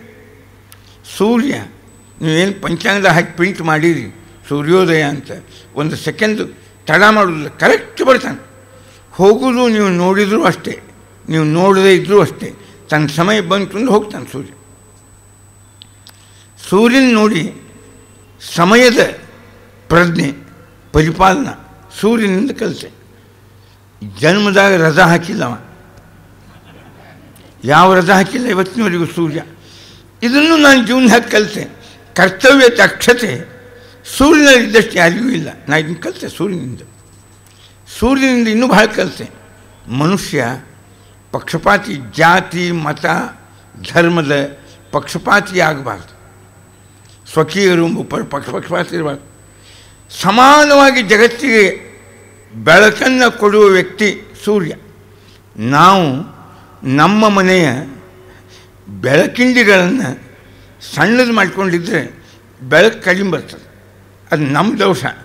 ಆದರೆ ಸೂರ್ಯ ಜಗತ್ತಿಗೆ ಸಮಾನವಾಗಿ ಬೆಳಕು ಕೊಡ್ತಾನೆ. ಎಂದೆಂದಿಗೂ ತನ್ನ ಕರ್ತವ್ಯದಲ್ಲಿ ಲೋಪ ಇಲ್ಲ. ಇದು ಸೂರ್ಯನಿಂದ ಕಲಿತೆ. ಹಿಂಗೆ ಮನುಷ್ಯ ಕೆಲವೇ ಕ್ಷಣ ಇದ್ದರೂ ಜಗತ್ತಿನಾಗ ಸೂರ್ಯನಂತೆ ತೇಜಸ್ವಿಯಾಗಿ ಇರಬೇಕು. ಸೂರ್ಯನಿಂದ ಕಲಿತೀನಿ ನಾನು ಸಮುದ್ರ ನೋಡ್ತಾ ಆಯ್ತೆ. ಸಮುದ್ರದಿಂದ ಬಹಳ ಕಲಿತೆ. ಇದು ನೋಡಿ, ಇದು ಸ್ವಲ್ಪ ಸೂಚನೆ ಕೊಡ್ತೀನಿ, ಮುಂದೆ ಬರ್ತಾ ಇವೆಲ್ಲ ಡಿಟೇಲ್ ಆಗಿ. ಸಂತಿಮೇ ಗುರವೋ ರಾಜನ್ ಬಹವೋ ಬುದ್ಧುಪಾಸಿತ. ನನ್ನ ಗುರುಗಳು ಹೊರಗಿಲ್ಲ, ನನ್ನ ತಲೆಯೊಳಗೆ ಇದ್ದಾರೆ. ನಮ್ಮ ಅನುಭವ ನಮ್ಮ ಬದುಕನ್ನು ತಿದ್ದಿಕೊಳ್ಳಲಿಕ್ಕೆ ಅಥವಾ ನಮ್ಮ ಬದುಕಿಗೆ ಅನುಭವದ ಒಂದು ಆಗರವನ್ನು ನೀಡಿ ನಮ್ಮ ವಿಚಾರಗಳನ್ನು ಬೆಳೆಸಿಕೊಳ್ಳಿಕ್ಕೆ, ವ್ಯಕ್ತಿತ್ವ ಬೆಳೆಸಿಕೊಳ್ಳಿಕ್ಕೆ, ಅರಿವು ಮೂಡಿಸಿಕೊಳ್ಳಿಕ್ಕೆ, ಅನುಭವವನ್ನು ಹೆಂಗೆ ಬಳಸ್ಕೋಬೇಕು ಅನ್ನುವ ಒಂದು ಉದಾಹರಣೆ ನಮ್ಮ ಭಾಗವತ ಕೊಡ್ತದೆ. ನೀವು ಇನ್ನೇ ನೋಡಿರಿ, ಈ ನನ್ನ ತನಕ ಬರಬೇಡ್ರಿ. ನಿಮ್ಮದೇ ಆದ ವರ್ತಮಾನ ಜೀವನದೊಳಗೆ ನೀವೇ ಕಾಣತಕ್ಕ ವಸ್ತುಗಳಲ್ಲಿ ನೋಡಿದಾಗ ತಿಳಿಲಿಕ್ಕೆ ನೀವು ಪ್ರಯತ್ನ ಪಡ್ರಿ. ಅದರಿಂದ ನೀವು ಒಳ್ಳೆಯ ಜ್ಞಾನಿ ಆಗ್ತೀರಿ. ಜ್ಞಾನಿ ಆಗಲಿಕ್ಕೆ ಇನ್ನು ಹಿಮಾಲಯಕ್ಕೆ ಹೋಗೋ ಕಾಣಿಲ್ಲ, ಮೂಗು ಹಿಡಿಯೋ ಕಾಣೂ ಇಲ್ಲ. ಅದರ ಸುತ್ತಲಿನ ಪರಿಸರವನ್ನು ಒಮ್ಮೆ ಕಣ್ಣೆತ್ತಿ ನೀವು ನೋಡಿದರೆ ಸಾಕು, ನೀವು ಒಬ್ಬ ಪರಿಪಕ್ವ ಜ್ಞಾನಿಯಾಗಿ ಪರಿವರ್ತನೆಯನ್ನು ಹೊಂತೀರಿ. ಅಂಥದ್ದು ಭಾಗವತ ಬುದ್ಧಿ ಒಳಗಿರಬೇಕಾದ್ರೆ ಇಷ್ಟೇ. ನೋಡುವ ತಿಳಿಯುವ ದೃಷ್ಟಿ ಇದ್ದರೆ ಜಗತ್ತು ನಮ್ಮನ್ನು ಒಳ್ಳೆ ಪರಿಪಕ್ವರನ್ನಾಗಿ ಮಾಡ್ತದೆ. ಹಂಗೆ ಸಮುದ್ರ ನೋಡಿದೆ, ಗಂಭೀರ. ಜೀವನದ ಯಾವುದೇ ಸ್ಥಿತಿ, ಯಾವುದೇ ಅವಸ್ಥೆಯಲ್ಲಿ ಒಂದೇ ರೀತಿ. ಮಳೆಗಾಲದಲ್ಲಿ ಜಗತ್ತಿನ ನದಿಗಳು ತಂದು ತನ್ನಲ್ಲಿ ನೀರನ್ನು ಹಾಕಿದಾಗೂ ಅಷ್ಟೇ ಇರ್ತಾನೆ, ಒಂದು ಇಂಚ್ ಮುಂದೆ ಬರುವುದಿಲ್ಲ. ಪೂರ್ಣ ಹಿಂದೆ ಹೋಗ್ಬಿಡ್ತಾನೆ ಅನ್ನೋ ಪ್ರಸಂಗವೂ ಇಲ್ಲ. ಬೇಸಿಗೆಯಲ್ಲಿ ಬಾಷ್ಪೀಭವನದಿಂದ ನೀರೆಲ್ಲ ಒಣಗಿದರೂ ಒಂದು ಇಂಚ್ ಹಿಂದೆ ಸರಿಯುವುದಿಲ್ಲ. ಮಳೆಗಾಲದಾಗ ಮುಂದೆ ಬರುವುದಿಲ್ಲ, ಬೇಸಿಗೆಯಲ್ಲಿ ಹಿಂದೆ ಹೋಗೋದಿಲ್ಲ. ಸಮೃದ್ಧಿ ಬಂದರೂ ಒಂದೇ ರೀತಿ ಮಾನಸಿಕ ಸ್ಥಿತಿ, ದಾರಿದ್ರ್ಯ ಬಂದರೂ ಒಂದೇ ರೀತಿ ಮಾನಸಿಕ ಸ್ಥಿತಿ. ಇದು ಇದಕ್ಕೆ ಗಾಂಭೀರ್ಯ ಅಂತಾರೆ. ಹೆತ್ತದೆ ಹಿಗ್ಗದೆ ಇದ್ದರೆ ಲೋಕಕ್ಕೆ ಮೆಚ್ಚು ಕೇಳೆಚ್ಚರಿಕೆ ಅಂತ ಪುರಂದಾಸರು ಹೇಳ್ದಂಗೆ ಒಂದೇ ರೀತಿ ಜೀವನಕ್ಕೆ ಒಂದು ಸುಖವಾಗಲಿ ಬಲು ದುಃಖವಾಗಲಿ ಒಂದೇ ರೀತಿ ಇರಬೇಕು. ಭಾಗವತ ಆಧ್ಯಾತ್ಮಿಕ ಯೋಗವನ್ನು ಹೇಳ್ತದೆ. ಆಧ್ಯಾತ್ಮಿಕ ಯೋಗ ಅಂದರೆ ಏನು? ಇನ್ನೂ ಧೋತ್ರ ಪತ್ರ ಉಟ್ಕೊಂಡ್ರೆ ಆಧ್ಯಾತ್ಮಿಕ ಅಲ್ಲ, ಭಾಗವತ ದೃಷ್ಟಿಯೊಳಗೆ ಅಲ್ಲ. ಮಡಿ ಮೇಲಿಗೆ ಭಾಳ ಮಾಡಿದ ಆಧ್ಯಾತ್ಮಿಕ ಯೋಗ ಏನು ಅಲ್ಲ. ನಾಮಾಗಿ ದೊಡ್ಡದು ಹಚ್ಚಿದ ಆಧ್ಯಾತ್ಮಿಕ ಯೋಗ ಏನು ಅದೇನಲ್ಲ. ಅದು ನೀ ಏನಂತೀಯ ಅಂತ ಭಾಗವತವನ್ನು ನಾವು ಕೇಳಿದರೆ, ಯೋಗ ಆಧ್ಯಾತ್ಮಿಕ ಪುಂಸಾಂ ಮತೋ ನಿಶ್ರೇಯಸಾಯಮೇ ಅತ್ಯಂತ ಉಪರತಿರ್ಯತ್ರ ದುಃಖಸ್ಯ ಚ ಸುಖಸ್ಯ ಚ. ಏನಿಲ್ಲ, ಸುಖ ದುಃಖ ಜೀವನದ ಯಾವುದೇ ಅವಸ್ಥೆಗಳು ಪ್ರಸಂಗಗಳು ಮನುಷ್ಯನ ಮೇಲೆ ವಿಕಾರವನ್ನು ಮಾಡಬಾರದು. ಹಂಗೆ ಸಮತೋಲಿತವಾದ ಮಾನಸಿಕವಾಗಿ ಒಂದೇ ರೀತಿಯಾಗಿರ್ತಕ್ಕ ಮನುಷ್ಯನ ವೃತ್ತಿ, ಇದಕ್ಕೆ ಜೀವನದಾಗ ಕರೀತಾರೆ ಆಧ್ಯಾತ್ಮಿಕ ಯೋಗ ಅಂತ. ಇಷ್ಟೆಲ್ಲ ಓದಿದ ಮೇಲೆ, ಎಲ್ಲ ಆಧ್ಯಾತ್ಮಿಕ ವಾಂಗ್ಮಯ ತಿಳಿದ ಮೇಲೆ ಅದರ ಫಲಿತಾಂಶ ಏನು ಅಂದರೆ ಮಾನಸಿಕವಾದ ಸಮತೋಲಿತ ಸ್ಥಿತಿ. ಇದೇ ಆಧ್ಯಾತ್ಮಿಕ. ಇದನ್ನು ಸಂಪಾದನೆ ಮಾಡಲಿಕ್ಕೆ ನಾವು ಇಷ್ಟೆಲ್ಲ ಓದಲಿಕ್ಕೆ ಹಚ್ತೀವಿ. ಈಗ ನಾವು ಕೇಳೋದು ಅದಕ್ಕೆ ಒಂದೇ ರೀತಿ ಇರ್ಬೇಕು ಮನಸ್ಸು. ಇದೇ ಕೃಷ್ಣ ಹೇಳ್ದ, ರಗಳು ಸ್ಥಿತಪ್ರಜ್ಞೆ ಅಂತ ಕರೀತಾರೆ ಅಂತ ಹೇಳ್ದ. ಅಷ್ಟು ದೊಡ್ಡ ಸ್ಥಿತಪ್ರಜ್ಞೆ ಆಗದಿದ್ದರೂ ನಿಮ್ಮ ಅನುಭವದಿಂದ ಬೆಳೀರಿ. ಬದುಕಿನೊಳಗೆ ಏನು ಬಂದರೂ ಸಹರ್ಷವಾಗಿ ಪರಿಸ್ಥಿತಿಗಳನ್ನು ಸ್ವೀಕಾರ ಮಾಡಿರಿ. ಏರಿದಾಗೂ ಒಂದೇ ರೀತಿ, ಇಳಿದಾಗೂ ಒಂದೇ ರೀತಿ. ಇದೇ ಆಧ್ಯಾತ್ಮಿಕ ಯೋಗ. ಯಾರು ಕಪಿಲ ತನ್ನ ತಾಯಿ ಹೇಳ್ತಾನೆ, ಇದೇ ಭಾಗವತ ಶ್ಲೋಕ. ಹಂಗೆ ನಾನು ಸಮುದ್ರವನ್ನು ನೋಡಿದೆ, ಗಂಭೀರವಾಗಿದ್ದ. ಇದೇ ಆಧ್ಯಾತ್ಮಿಕ ಯೋಗ ಅಂತ. ಎರಡನೇದ್ದು, ತನ್ನೊಳಗೆ ಬೇಕಾದದ ಸಂಪತ್ತದ, ಐಶ್ವರ್ಯದ, ಸಮುದ್ರಕ್ಕಿಂತ ಕಡಿಮೆ ಇಲ್ಲ, ಎಲ್ಲ ಅದ. ಎಲ್ಲ ಒಳಗಿಟ್ಕೊಂಡಿರ್ತಾನೆ, ಹೊರಗೆ ತೋರಿಸೋದಿಲ್ಲ. ಯಾವನೊಬ್ಬ ಹೇಳಿದ್ದ ಭಾಳ ಚಂದ ಒಂದು ಮಾತು, ಎರಡು ಮುಚ್ಚಿ ಇಟ್ಕೊಳ್ಳಿಕ್ಕೆ ಬರುತ್ತೆ, ಎರಡನ್ನು ಮುಚ್ಚಿಟ್ಕೊಳ್ಳಿಕ್ಕೆ ಬರುವುದಿಲ್ಲ ಎಲ್ಲರಿಗೂ ಅಂತ. ಯಾವ ಎರಡು ನಾವು ಮುಚ್ಚಿಟ್ಕೋಬಹುದು? ಒಂದು ಶ್ರೀಮಂತಿಕೆ, ಒಂದು ದ್ವೇಷ. ಎರಡು ಮುಚ್ಚಿಟ್ಕೊಳ್ಳಿಕ್ಕೆ ಬರ್ತದೆ. ಹಾಂ ಹಾಂ ಹಾಂ ಆರಾಮಿದ್ದೀವಿ ಅಂತ ಹಿಂಗೆ ನಕ್ಕೋತ್ ಮಾತಾಡೋದು. ಒಳೊಳಗೆ ಭಯಂಕರ ದ್ವೇಷ ಇರ್ತದೆ. ದ್ವೇಷವನ್ನು ಮುಚ್ಚಿಟ್ಕೊಳ್ಳಿಕ್ಕೆ ಬರ್ತದೆ. ಹಂಗೆ ಶ್ರೀಮಂತಿಕೆ ಒಂದು ಮುಚ್ಚಿಟ್ಕೊಳ್ಳಿಕ್ಕೆ ಬರ್ತದೆ, ಸಮುದ್ರದ ಹಂಗೆ. ಎರಡು ಮುಚ್ಚಿಟ್ಕೊಳ್ಳಿಕ್ಕೆ ಬರೋದಿಲ್ಲ. ಒಂದು ಪ್ರೀತಿ, ಒಂದು ಬಡತನ, ಎರಡು ಮುಚ್ಚಿಟ್ಕೊಳ್ಳಿಕ್ಕೆ ಬರೋದಿಲ್ಲ. ಅವು ಪ್ರೀತಿ ಇದ್ದರೆ ನಿಮಗೆ ತಡ್ಕೊಳ್ಳಿಕ್ಕೆ ಆಗೋದಿಲ್ಲ. ಅದು ಒಳಗಿನ ಭಾವನೆ ಆನಂದ ಆಗೇ ಆಗ್ತದೆ. ಪ್ರೀತಿ ಮುಚ್ಚಿಡ್ಲಿಕ್ಕೆ ಬರೋದಿಲ್ಲ. ದ್ವೇಷ ಮುಚ್ಚಿಟ್ಕೊಳ್ಳಿಕ್ಕೆ ಬರ್ತದೆ. ಶ್ರೀಮಂತಿಕೆ ಮುಚ್ಚಿಟ್ಕೊಳ್ಳಿಕ್ಕೆ ಬರ್ತದೆ, ಬಡತನ ಮುಚ್ಚಿಟ್ಕೊಳ್ಳಿಕ್ಕೆ ಬರೋದಿಲ್ಲ. ಎಂದು ಜೀವನದಾಗ ನಾವು ಮುಚ್ಚಿಟ್ಕೋತೀವಿ ಅಂದರೂ ಇಟ್ಕೊಳ್ಳಿಕ್ಕೆ ಸಾಧ್ಯ ಇಲ್ಲ, ಬಡತನದ ಸ್ಥಿತಿ. ಹಂಗೆ ಸಮುದ್ರ ತೋರಿಸಿದ, ಏನಿದ್ರೂ ತೋರಿಕೆಯ ವಸ್ತು ಆಗಬಾರ್ದು ನಿಮ್ಮ ಶ್ರೀಮಂತಿಕೆ. ಗಳಿಸಿಲ್ಲ ಅವಶ್ಯವಾಗಿ ಇಟ್ಕೊಳ್ರಿ. ಧರ್ಮ, ನೀತಿ, ನಮ್ಮ ದೊಡ್ಡಿಸ್ತಿಕೆ ಅವು ತೋರಿಕೆಯ ವಸ್ತು ಆಗಬಾರ್ದು, ಅನುಭವದ ವಸ್ತು ಆಗಬೇಕು. ವಿಜಯದಾಸರು ಒಂದು ಮಾತು ಹೇಳ್ತಾರೆ, ಭಗವಂತ ಗುಪ್ತದ ಸಾಧನವ ಕೊಡೋ ವಿಜಯ ವಿಠ್ಠಲರೇಯ. ಸಾಧನ ನಾವೇನು ಮಾಡ್ತೀವಿ ಗುಪ್ತ ಇರ್ಬೇಕದು, ಭಾಳ ಪಬ್ಲಿಸಿಟಿ ಮಾಡಲಿಕ್ಕೆ ಹೋಗಬಾರ್ದು. ನಮಗೆ ತೃಪ್ತಿ ಇರ್ಬೇಕು ಆ ಸಾಧನದ ಬಗ್ಗೆ. ಸಮುದ್ರ ನೋಡಿ ಎಲ್ಲ ಒಳಗೆ ತೋರಿಸುವಂಥ ವಸ್ತುನೇ ಮಾಡೋದು ನಾವು. ಸಮುದ್ರದಿಂದ ಕಲಿಬೇಕು ನಾವು. ಸಮುದ್ರ ಅದಕ್ಕೆ ಒಮ್ಮೆ ಯಾಕಂದರೆ ನಾವು ಭಾಗವತ್ ಕೇಳಿ ಹೋಗ್ತಾ ಇದ್ವಿ, ಕತ್ತಲೆ ಲೈಟ್ ಹೋಗಿಬಿಡ್ತು. ಯಾರೋ ಕೊಳ್ಳಲ್ಲಿ ಸರವನ್ನು ಸೈಕಲ್ ಮೇಲೆ ಬಂದು ಜಗ್ಗಿದ ಅಂತ. ಭಾಗವತ್ ಕೇಳಿ ಹೊಂಟಿದ್ರಿ, ಸಮುದ್ರ ಒಳಗೆ ಇಟ್ಕೋತಾನೆ ಅಂಥೇಳಿ ನೀವು ಒಳಗೆ ಹಾಕ್ಕೋಬೇಕಾಯ್ತು. ನೀವು ಹೊರಗೆ ತೋರಿಕೆ ವಸ್ತು ಅಂತ ಹೊರಗೆ ಹಾಕ್ಕೊಂಡ್ರಿ, ಅವ್ನು ಜಕ್ಕೊಂಡು ಹೋದ. ನಾವು ಬರೀ ಕೇಳಲಿಕ್ಕೆ ತಯಾರಿದ್ದೀವಿ ಭಾಗವತ, ಅದು ಹಂಗೆ ಮಾಡಲಿಕ್ಕೆ ತಯಾರಿಲ್ಲ. ಹೀಗಾಗಿ ನಾವು ಯಶಸ್ವಿಗೆ ಹಾಕ್ತೀವಿ. ಭಾಗವತ ಬರೀ ಕೇಳುವುದಷ್ಟೇ ಅಲ್ಲ, ಅದು ಮಾಡುವ, ಅದನ್ನು ಅನುಭವಿಸುವ ವಿಚಾರಗಳದು. ಹಾಗೆ ಸಮುದ್ರ ನೋಡಿದೆ. ಇನ್ನೂ ಒಂದು ಮಾತು ಹೇಳ್ತಾನೆ ಸಮುದ್ರದ ಬಗ್ಗೆ. ನಮ್ಮ ರಾಮ ಹಾಗೆ ಇದ್ದಂತೆ, ಸಮುದ್ರ ಇವ ಗಾಂಭೀರ್ಯೆ ಧೈರ್ಯೇಣ ಹಿಮವಾನಿವ. ಸಮುದ್ರ ನೋಡಿ ಒಂದು ಉತ್ಪ್ರೇಕ್ಷೆ ಮಾಡ್ತಾರೆ ವಾದರಾಜ ಸ್ವಾಮಿಗಳು. ಧನಸ್ಯ ಲಾಭ ಅಧಿಕೋ ಹಿ ಲೋಭ. ದುಡ್ಡು ಬಹಳ ಬಂದರೆ ಲೋಭ ಬಹಳ ಇರ್ತದೆ. LIG MIG ಅಂತ ಮಂದಿ ಇರ್ತಾರೆ ನೋಡಿ. LIG ಅಂದರೆ ಲೋವರ್ ಇನ್ಕಮ್ ಗ್ರೂಪ್ ಅಂತ, MIG ಅಂದರೆ ಮಿಡಲ್ ಇನ್ಕಮ್ ಗ್ರೂಪ್ ಅಂತ. LIG MIG ಜನರಿಗೆ ಸ್ವಲ್ಪ ಔದಾರ್ಯ ಇರ್ತದೆ ಸಮಾಜದ ಬಗ್ಗೆ. HIG ಅಂತ ಆದರೆ ಎಲ್ಲ ದ್ವಾರಗಳು ಬಂದ್. HIG ಅಂದರೆ ಗೊತ್ತಲ್ಲ ನಿಮಗೆ, ಅದನ್ನು ವಾದಸ್ವಾಮಿ ಜಾಸ್ತಿ ಮಾಡ್ತಾರೆ. ಬಾವಿ, ಕೆರೆ, ಹಳ್ಳ, ನದಿಗಳು, ಯಾರಾದರೂ ಕಲ್ಯಾಣಿ ಅಂತಾರೆ ಸರೋವರಗಳು, ತನ್ನ ಬಳಿಯಲ್ಲಿ ನೀರಡಿಸಿ ಯಾರಾದರೂ ಬಂದರೆ ಅವ್ರಿಗೆ ಕುಡಿಲಿಕ್ಕೆ ನೀರು ಕೊಡ್ತಾವೆ, ಎಲ್ಲ ಕೊಡ್ತಾವೆ, ಕುಡೀರಿ ಅಂತ. ಇವ ಜಗತ್ತಿನ ನದಿಗಳೆಲ್ಲ ಬರ್ತಾವೆ ತನ್ನೊಳಗೆ, ಎಲ್ಲರೂ ನೀರು ಬಂದುಬಿಡ್ತದೆ. ಅದನ್ನು ಉಪ್ಪು ಮಾಡಿರ್ತಾನೆ, ಯಾರೂ ಕುಡಿಲ್ಲ ಅದಂಗೆ, ಯಾರ್ಯಾರು ಕುಡಿಯೋ ಹಂಗಿಲ್ಲ. ಸಮುದ್ರ ದಂಡಿಗೆ ಊರು, ಕುಡಿಯುವ ನೀರಿಗೆ ಹಾಹಾಕಾರ ಮದ್ರಾಸ್ನಾಗ. ಯಾಕಂದ್ರೆ ಬಂದ ನೀರು ಏನು ಬರ್ತದೆ ಅವ್ನು ಇನ್ಕಮ್ಮು. ಜಗತ್ತಿನ ಎಲ್ಲ ನದಿಗಳು ತಂದು ಹಾಕ್ತಾವೆ, ಎಲ್ಲ ಒಬ್ಬರಿಗೆ ಉಪಯೋಗ ಮಾಡಲಾರ್ದಂಗೆ ಇರ್ತಾನೆ. ಬಹುಶಃ ಸಮುದ್ರ ನೋಡಿದರೆ ನನಗೆ ಅನ್ನಿಸ್ತದೆ ಈ LIG MIGನೇ ಗುಣ. HIG ಆಯಿತು ಅಂದರೆ ಈ ಮಂದಿಗೆ ಮತ್ತು ಎಂದೆಂದು ಔದಾರ್ಯದ ಮಾತು, ಸಮಾಜದ ಪಾಲನಾ ಪೋಷಣೆ ದೃಷ್ಟಿ ಸರ್ವಥಾ ಬರುವುದಿಲ್ಲ ಅಂತ ಸಮುದ್ರ ನೋಡಿ ನನಗೆ ಅನ್ನಿಸ್ತದೆ. ನೋಡು ಅಂತ ಮಾತು ಹಿಂಗೆ ಅಂದರೆ ನಮ್ಮ ಅನುಭವ, ನಮ್ಮ ಬುದ್ಧಿಯಿಂದ ಅನುಭವ, ಆ ಅನುಭವವನ್ನು ನಮ್ಮ ಜೀವನಕ್ಕೆ ಅನ್ವಯ ಮಾಡಿಕೊಳ್ಳುವ ಕ್ರಮ ಭಾಗವತ ಕಲಿಸ್ತದೆ.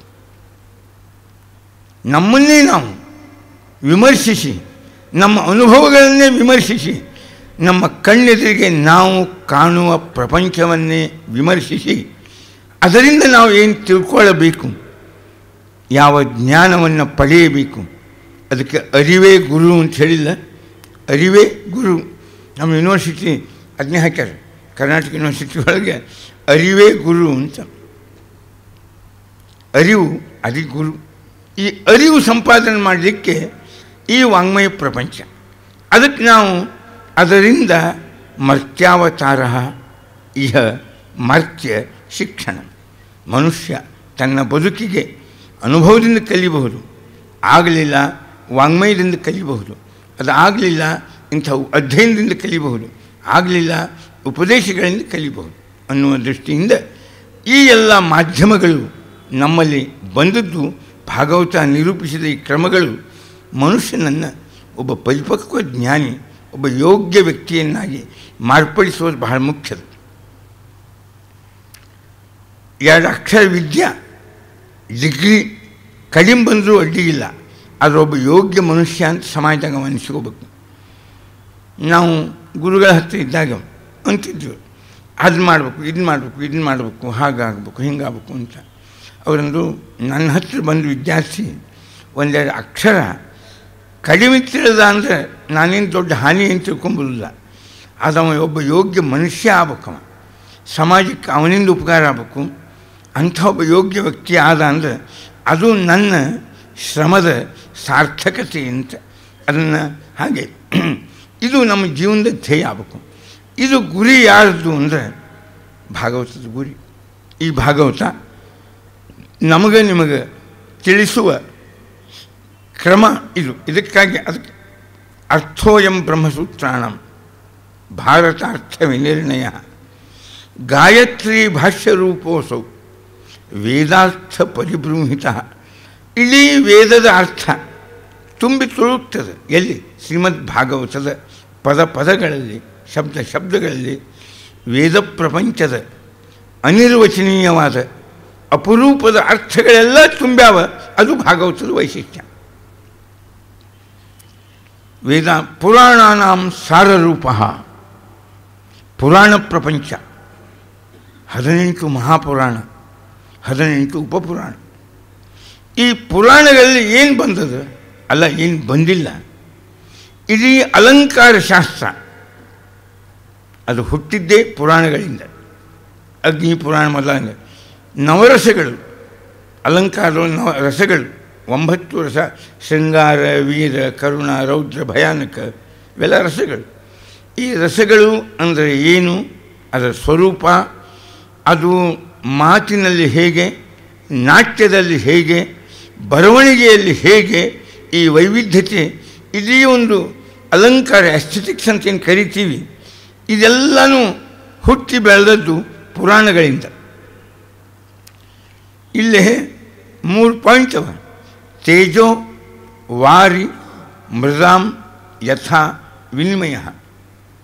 ತೇಜಸ್ಸು ಇದಕ್ಕೆ ಫಿಸಿಕ್ಸ್ ಅಂತ ಕರೀತಾರೆ, ವಾರಿ ಇದೇ ಕೆಮಿಸ್ಟ್ರಿ ಅಂತ ಕರೀತಾರೆ, ಮೃತ್ ಇದೇ ಇದ್ರೊಳಗೆ ಒಂದೇ ಅಲ್ಲ, ಇದು ಭೂಗರ್ಭಶಾಸ್ತ್ರ, ಇದರೊಳಗೆ ಅಗ್ರಿಕಲ್ಚರ್ ಅದ, ಇದರೊಳಗೆ ಎಲ್ಲ ವಿಷಯಗಳು ಬರ್ತಾವೆ. ಈ ಭೂಮಿ ಎಂಬುವಂಥ ಒಂದು ಮಾತಿನಿಂದ ಈ 3 ದೇವ್ರು ಕೊಟ್ಟಾನ.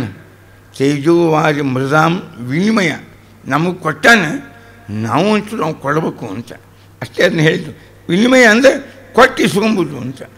ದೇವರು ಇದುಗಳ ವಿನಿಮಯ ಮಾಡ್ತಾನೆ, ಈ ಪ್ರಪಂಚವನ್ನು ಸೃಷ್ಟಿ ಮಾಡಿ ಕೊಡ್ತಾನೆ ದೇವರು. ಈ ತೇಜೋವಾರಿ ಮೃದಾಂ ಇವೆಲ್ಲ ಜಗತ್ತಿನ ಎಲ್ಲ ಸೈನ್ಸ್ ಅದ, ಫಿಸಿಕ್ಸು, ಕೆಮಿಸ್ಟ್ರಿ, ಈ ಅಗ್ರಿಕಲ್ಚರ್ ಸೈನ್ಸು, ವೆಟರ್ನರಿ ಸೈನ್ಸು, ಅಥವಾ ಇದು ಭೂಗರ್ಭಶಾಸ್ತ್ರ, ಜಿಯಾಲಜಿ ಇವೆಲ್ಲನೂ ಹುಟ್ಟಿ ಬೆಳೆದದ್ದು ಪುರಾಣಗಳಿಂದ. 18 ವಾಸ್ತುಶಾಸ್ತ್ರ ಅಂತದ, ಅದ್ರ ಮೇಲೆ ರಗಡ ಪುಸ್ತಕ ಬಂದಾವೆ. ಶಿಲ್ಪಶಾಸ್ತ್ರ, ಕಲ್ಲು, ಅದರೊಳಗಿನ ಸ್ತ್ರೀ ಶಿಲಾ ಯಾವುದು, ಪುರುಷ ಶಿಲಾ ಯಾವುದು, ನಪುಂಸಕ ಶಿಲಾ ಯಾವುದು, ಪ್ರತೀಕ ವಿಜ್ಞಾನ, ಪ್ರತಿಮಾ ವಿಜ್ಞಾನ ಅಂತ ಎರಡವ ನಮ್ಮ ಪುರಾಣದಾಗ. ಪ್ರತೀಕ ವಿಜ್ಞಾನ ಅಂದರೆ ಇದೇನೋ ಒಂದು ಮಂಗಲ ಸಮಾರಂಭ ಆದರೆ ಬಾಳೆ ಕಂಬ, ಮಾವಿನ ಸೊಪ್ಪು ಕಟ್ತಾರೆ. ಯಾಕೆ? ಇವು ಪ್ರತೀಕಗಳು. ನಾವೇನು ಭಾರತೀಯರು ಕೆಲವು ಪ್ರತೀಕಗಳನ್ನು ನಮ್ಮದೇ ಆದ ದೃಷ್ಟಿಯೊಳಗೆ ಸ್ವಸ್ತಿಕ ಅಂತದ, ಒಂದು ಕಲಶ ಅಂತದ, ಇನ್ನೂ ಒಂದು ತೆಂಗಿನಕಾಯಿ ಅಂತದ, ಒಂದು ಬಾಳೆಹಣ್ಣು ಅಂತ ಒಯ್ತಿರ್ತೀವಿ. ಇವೆಲ್ಲ ಈ ಪ್ರತೀಕಗಳೇನವ, ನೀರು ಅಂತದ. ಇದೇನು, ಇದರ ಸಂಕೇತ ಏನಿದು, ಯಾಕೆ ಇವನು ಬಳಸ್ಬೇಕು ನಾವು ಅನ್ನುವ ಹೊಸ ಜಗತ್ತಿಗೆ ಅದರ ಸಾಂಕೇತಿಕತೆ ಭಾಳ ಚಂದದ. ಇದನ್ನೆಲ್ಲ ಕಲಿಸೋದು ಯಾವುದು? ಪುರಾಣ. ಪುರಾಣದೇನೋ ಕಥೆ ಹೇಳ್ಯಾರ ಅಂತ ತಿಳ್ಕೊಂಡಿದ್ದೀವಿ ನೀವೆಲ್ಲರೂ. ಅಲ್ಲಲ್ಲ, ಇಡೀ ಪ್ರತೀಕ ವಿಜ್ಞಾನ, ಎಲ್ಲ ಪ್ರತೀಕಗಳು. ಇದರ ನಮ್ಮ ದೇಶ ಅಷ್ಟೇ ಅಲ್ಲ, ವಿದೇಶಗಳಲ್ಲಿಯೂ ಕೆಲವು ಸಂಕೇತವು ಇಂತಿಂಥ ಎಲ್ಲ ದೇಶದಾಗೂ, ಚೈನಾದಾಗದ, ಜಪಾನ್ದಾಗದ, ಗ್ರೀಕ್ದಾಗದ, ಇವು ಕೆಲವು ಅವರವರೇ ಬಳಸ್ತಕ್ಕಂಥದ್ದು. ಈ ಪ್ರತೀಕಗಳ ಹಿನ್ನೆಲೆ ಏನು? ಭಾಳ ದೊಡ್ಡ ವಿಜ್ಞಾನ ಇದು. ಇದನ್ನೆಲ್ಲ ಪುರಾಣದಾಗ. ಪ್ರತಿಮಾ ವಿಜ್ಞಾನ, ಯಾವ್ಯಾವ ಪ್ರತಿಮಾ, ಅದರ ಲಕ್ಷಣ ಏನು, ಅವು ಹೆಂಗಿರ್ಬೇಕು, ಅದರ ಸಂಕೇತ ಏನು, ಇದೆಲ್ಲ ಪ್ರತಿಮಾ ವಿಜ್ಞಾನ ಎಲ್ಲ ಪುರಾಣದಾಗ. ನಮ್ಮದು ವಾಸ್ತುಶಾಸ್ತ್ರ, ಯಾವ ದಿಕ್ಕಿಗೆ ಏನಿರಬೇಕು ಇತ್ಯಾದಿ ಎಲ್ಲ ವಾಸ್ತುಶಾಸ್ತ್ರ. ಸಂಪೂರ್ಣ ವಾಸ್ತುಶಾಸ್ತ್ರ ಎಲ್ಲದ ಈ ಪುರಾಣದೊಳಗೆ ಎಲ್ಲ ವಾಸ್ತುಶಾಸ್ತ್ರ. ಸೈಕಾಲಜಿ, ಮನೋವಿಜ್ಞಾನ ಎಲ್ಲಿದೆ? ಈ ಪುರಾಣಗಳಲ್ಲಿದೆ. ಎಲ್ಲ ವಿಚಾರಗಳು ಪುರಾಣದಾಗ. ಇನ್ನೇನು ನೋಡೋ ದೃಷ್ಟಿ ಒಂದಿಲ್ಲ ಅಷ್ಟೇ ನಮಗೆ, ಆದರೆ ಎಲ್ಲ ವಾಂಗ್ಮಯ ಇದೆ. ಯದಿಹಾಸ್ತಿ ತದನ್ಯತ್ರ ಇದ್ದ ಹಾಗೆ ಇಡೀ ಜಗತ್ತಿನ ವಿಚಾರಗಳೆಲ್ಲ ಪುರಾಣದಾಗ. ಆಯುರ್ವೇದ, ಧನುರ್ವೇದ, ಆಯುರ್ವೇದ ಎಲ್ಲದು ನಿಮಗೆ ಆಶ್ಚರ್ಯ. ಅಥರ್ವಣ ವೇದ ಹಿಡ್ಕೊಂಡು ಪುರಾಣದ ತನಕ ಇಷ್ಟು ವಿಚಿತ್ರವಾದ ವಿಶಿಷ್ಟವಾದ ವಿಷಯಗಳು ತುಂಬ್ಯಾವಾದ. ಇಡೀ ಮನುಷ್ಯನ ಎನಾಟೊಮಿ. ಈ ಎನಾಟೊಮಿ ಅಂದರೆ ಏನು? ದೇಹ ರಚನೆ. ಇದರ ಕ್ರಮ ಹೆಂಗೆ, ಇದರ ಉಪಯುಕ್ತತೆ ಏನು, ಇದರ ನಿರ್ಮಾಣದ ವಿಧಾನ ಹೆಂಗೆ, ಅಷ್ಟು ಪುರಾಣದೊಳಗೆ. ಹಿಂದ್ಕೊಮ್ಮೆ ಹೇಳಿದ್ದೆ ನಿಮಗೆ, ಕೆಲವು ಶಬ್ದ ಎಷ್ಟು ಸಾಂಕೇತಿಕ ಇರ್ತಾವೆ. ನಾವು ಹೃದಯ ಅಂತ ಒಂದು ಶಬ್ದವನ್ನು ಬಳಸ್ತೀವಿ, ಹಾರ್ಟ್ ಅಂತೀವಿ ಇಂಗ್ಲೀಷ್ನಾಗ, ಹೃತ್ ಅಂತ ಕರೀತಾರೆ ಸಂಸ್ಕೃತನಾಗ, ಹೃತ್ ಅಂತ ಸಂಸ್ಕೃತನಾಗ, ಹಾರ್ಟ್ ಅಂತ ಅದನ್ನೇ ಕರೆಯೋದು ಇಂಗ್ಲೀಷ್ನಾಗ, ಹೃದಯ ಅಂತ ಕರಿತೀವಿ ನಾವು ಸಹಜ. ಮಹಾಭಾರತ ಇರ್ತದೆ. ಇದು 8 ಕಾರ್ಯವನ್ನು ಮಾಡುವ ಒಂದು ಅವಯವ ಅಂತ ಸೂಚನಾ ಕೊಡಲಿಕ್ಕೆ ಹೃದಯ ಅಂತ ನಾವು ಶಬ್ದ ಉಪಯೋಗ ಮಾಡೀವಿ. 8 ಕಾರ್ಯವನ್ನು ಮಾಡುವ ಒಂದು ಅವಯವ. 8 ಕೆಲಸ ಏನದು? ಈ ಅವಯವ ಏನು ಮಾಡ್ತದೆ? 8 ಕೆಲಸ. ಹೃದಯ 3 ಅಕ್ಷರವ. ಹರಣೆ, ಹೃ ಧಾತು, ಹರಣೆ. ಆಹರತಿ ಇತಿ ಹೃ, ಮೂಗಿನಿಂದ ಪ್ರಾಣವಾಯುವನ್ನು ಆಹರತಿ ಎಳೆಯುತ್ತದೆ, ಅದಕ್ಕೆ ಹೃ. ದೇಹದ ಎಲ್ಲ ಅವಯವಗಳಿಂದ ರಕ್ತವನ್ನು ಎಳೆಯುತ್ತದೆ ಈ ಅವಯವ, ಅದಕ್ಕೆ ಹೃ. ಹರತೀತಿ ಹೃ. 2 ಕೆಲಸ ಆಯ್ತು. ದೋ ಅವಖಂಡನೆ, ಟು ಡಿವೈಡ್. ಬಂದ ಹವೆಯನ್ನು 2 ಭಾಗ ಮಾಡ್ತದೆ, ಪ್ರಾಣವಾಯು, ಅಂಗಾರಾಮ್ಲವಾಯು. ಆ ಪ್ರಾಣವಾಯುವನ್ನು ರಕ್ತಕ್ಕೆ, ಅಶುದ್ಧ ರಕ್ತಕ್ಕೆ ಸ್ಪರ್ಶ ಮಾಡಿ ಅದನ್ನು ಅಶುದ್ಧ ಮಾಡ್ತದೆ. ಹವೆಯನ್ನು, ರಕ್ತವನ್ನು ಶುದ್ಧ ಮಾಡ್ತದೆ. ಅದಕ್ಕೆ ಹವೆಯನ್ನು 2 ಭಾಗ ಮಾಡ್ತದೆ, ರಕ್ತವನ್ನು 2 ಭಾಗ ಮಾಡ್ತದೆ. ದೋ ಅವಖಂಡನೆ 4 ಕೆಲಸ ಆಯ್ತು. ಇನ್ನು ಅಶುದ್ಧ ರಕ್ತ ಶುದ್ಧ ಮಾಡಿಕೊಡ್ತದೆ, ಶುದ್ಧ ಹವೆಯನ್ನು ಅಶುದ್ಧ ಮಾಡಿಕೊಡ್ತದೆ. ದದಾತಿ ಇತಿದ್ದ, ಅದನ್ನೂ ದದಾತಿ ಇದನ್ನೂ ದದಾತಿ, 2 ಕೊಡ್ತದೆ. 6 ಕೆಲಸ ಅದು. ಯಾ ಪ್ರಾಪಣೆ ಇತ್ಯಸ್ಮಾತ್ ಧಾತು. ಯಾ ಅಂದರೆ ಮುಟ್ಟಿಸು, ಅಂತ ಅರ್ಥ. ಯಾ ಪ್ರಾಪಣೆ ಮುಟ್ಟಿಸು. ಈ ಅಶುದ್ಧ ಹವೆ ರಕ್ತವನ್ನು ಶುದ್ಧ ಮಾಡಿದ ಮೇಲೆ ಉಳಿದ ಅಶುದ್ಧ ಹವೆ, ಅಶುದ್ಧವಾದ ಹವೆಯನ್ನು ಹೊರಗಿನ ಗಿಡಮರಗಳಿಗೆ ಅದನ್ನು ಮುಟ್ಟಿಸ್ಬೇಕು ನಾವು. ಅವಕ್ಕೆ ಅದೇ ಬೇಕು. ಅವು ಬಿಟ್ಟದ್ದು ನಮಗೆ, ನಾವು ಬಿಟ್ಟದ್ದು ಅದಕ್ಕೆ. ಇಬ್ಬರೂ ಒಂದೇ ಪದಾರ್ಥ ಸ್ವೀಕಾರ ಮಾಡ್ತಿದ್ವಿ ಅಂದರೆ ಜಗಳ ಬರ್ತಿತ್ತು. ಅದಕ್ಕೆ ದೇವ್ರು ಇಷ್ಟು ಚಂದ ಬ್ಯಾಲೆನ್ಸ್ ಇಟ್ಟಾನ. ವಿಚಿತ್ರ ಬ್ಯಾಲೆನ್ಸ್ ಅದು ಭಗವಂತಂದು. ಇಡೀ ನಮ್ಮ ದೇಹದೊಳಗೆ ಎಷ್ಟು ಉಷ್ಣತಾ ಇರಬೇಕು, 100 ವರ್ಷದ ತನಕ ಬರೋಬ್ಬರ ಯಾವಾಗಲೂ 98 90 ಅಂತ ಅಲ್ಲ, ಅಷ್ಟೇ ಇಟ್ಟಿರ್ತಾನೆ. ಹವೆಯ ಒತ್ತಡ ಹೆಚ್ಚಾಗಬಾರ್ದು, ಕಡಿಮೆ ಆಗಬಾರ್ದು, ಅಷ್ಟೇ ಇಟ್ಟಿರ್ತಾನೆ. ಅಂತೆ ನಾವು ಬದುಕೀವಿ. ಇಷ್ಟು ಚಂದ ಜಗತ್ತಿನೊಳಗೆ ಒಂದು ಬ್ಯಾಲೆನ್ಸ್ ಅದ. ದೇವರ ಕಾರ್ಯ ದೈನಂದಿನ ಅನುಭವಗಳಲ್ಲಿ ಹೆಂಗೆ ಅನುಭವಿಸಬೇಕು ಇದನ್ನೇ ಹೇಳ್ತದೆ ಭಾಳ ಚಂದ. ಜನ್ಮಾದ್ಯಸ್ಯ ಯತಃ ಅಂತ. ಯತಃ ಅಸ್ಯ ಜನ್ಮಾದಿ. ಯಾ ಪ್ರಾಪಣೆ ಆ ಅಂಗಾರಾಮ್ಲ ವಾಯುವನ್ನು ಹೊರಗೆ ಹಾಕುವುದು, ಅದು ಮುಟ್ಟಿಸು. ಶುದ್ಧವಾದ ರಕ್ತವನ್ನು ಚೈತನ್ಯಕ್ಕಾಗಿ ಇನ್ನುಳಿದ ಕಾರ್ಯಗಳು ನಡಿಬೇಕು ಅಂತ ದೇಹದ ಉಳಿದ ಅವಯವಗಳಿಗೆ ಶುದ್ಧವಾದ ರಕ್ತವನ್ನು ಮುಟ್ಟಿಸುವುದು, ಅದು ಯಾ ಪ್ರಾಪಣೆ. ಹಿಂಗೆ 8 ಕೆಲಸ. ಅದಕ್ಕೆ ಹೃ ಪ್ಲಸ್ ದ ಪ್ಲಸ್ ಯ ಅಂತಂದರು. ಅಂದರೆ ನಮ್ಮಲ್ಲಿ ಪ್ರತಿಯೊಂದಕ್ಕೂ ಇಷ್ಟು ಚಂದ ಅವ. ಮೊನ್ನೆ ಹೇಳಿದ್ದೆ ನಿಮಗೆ, ಹೆಂಗೆ ವಣಿಕ್ ಅಂತ ಕರೆದ್ರು, ಅವಧೂತ ಅಂತ ಕರೆದ್ರು, ಒಂದೊಂದು ಇಂದ್ರಿಯಗಳಿಗೆ ಭಾಳ ಚಂದ ಸ್ಟಡಿ ಮಾಡ್ಯಾರ. ಇವೆಲ್ಲ ಒಂದು ಆರೋಗ್ಯ ಶಾಸ್ತ್ರ, ಆಯುರ್ವೇದ ಎಲ್ಲದ ಅದು ಎಲ್ಲ ಪುರಾಣದಾಗ. ಪುರಾಣ ಪ್ರಪಂಚ ಮಹಾಭಾರತದೊಳಗೆ ಈ ಬ್ರಹ್ಮಾಸ್ತ್ರ ಅಂತ ನಾವೇನು ಈಗ ಅನೇಕ ಅಸ್ತ್ರಗಳ ನಿರ್ಮಾಣದ ವಿಧಿ, ವಿಮಾನ ನಿರ್ಮಾಣದ ವಿಧಿ, ತಂತ್ರಶಾಸ್ತ್ರದ ನಿರ್ಮಾಣದ ವಿಧಿ, ಇವೆಲ್ಲ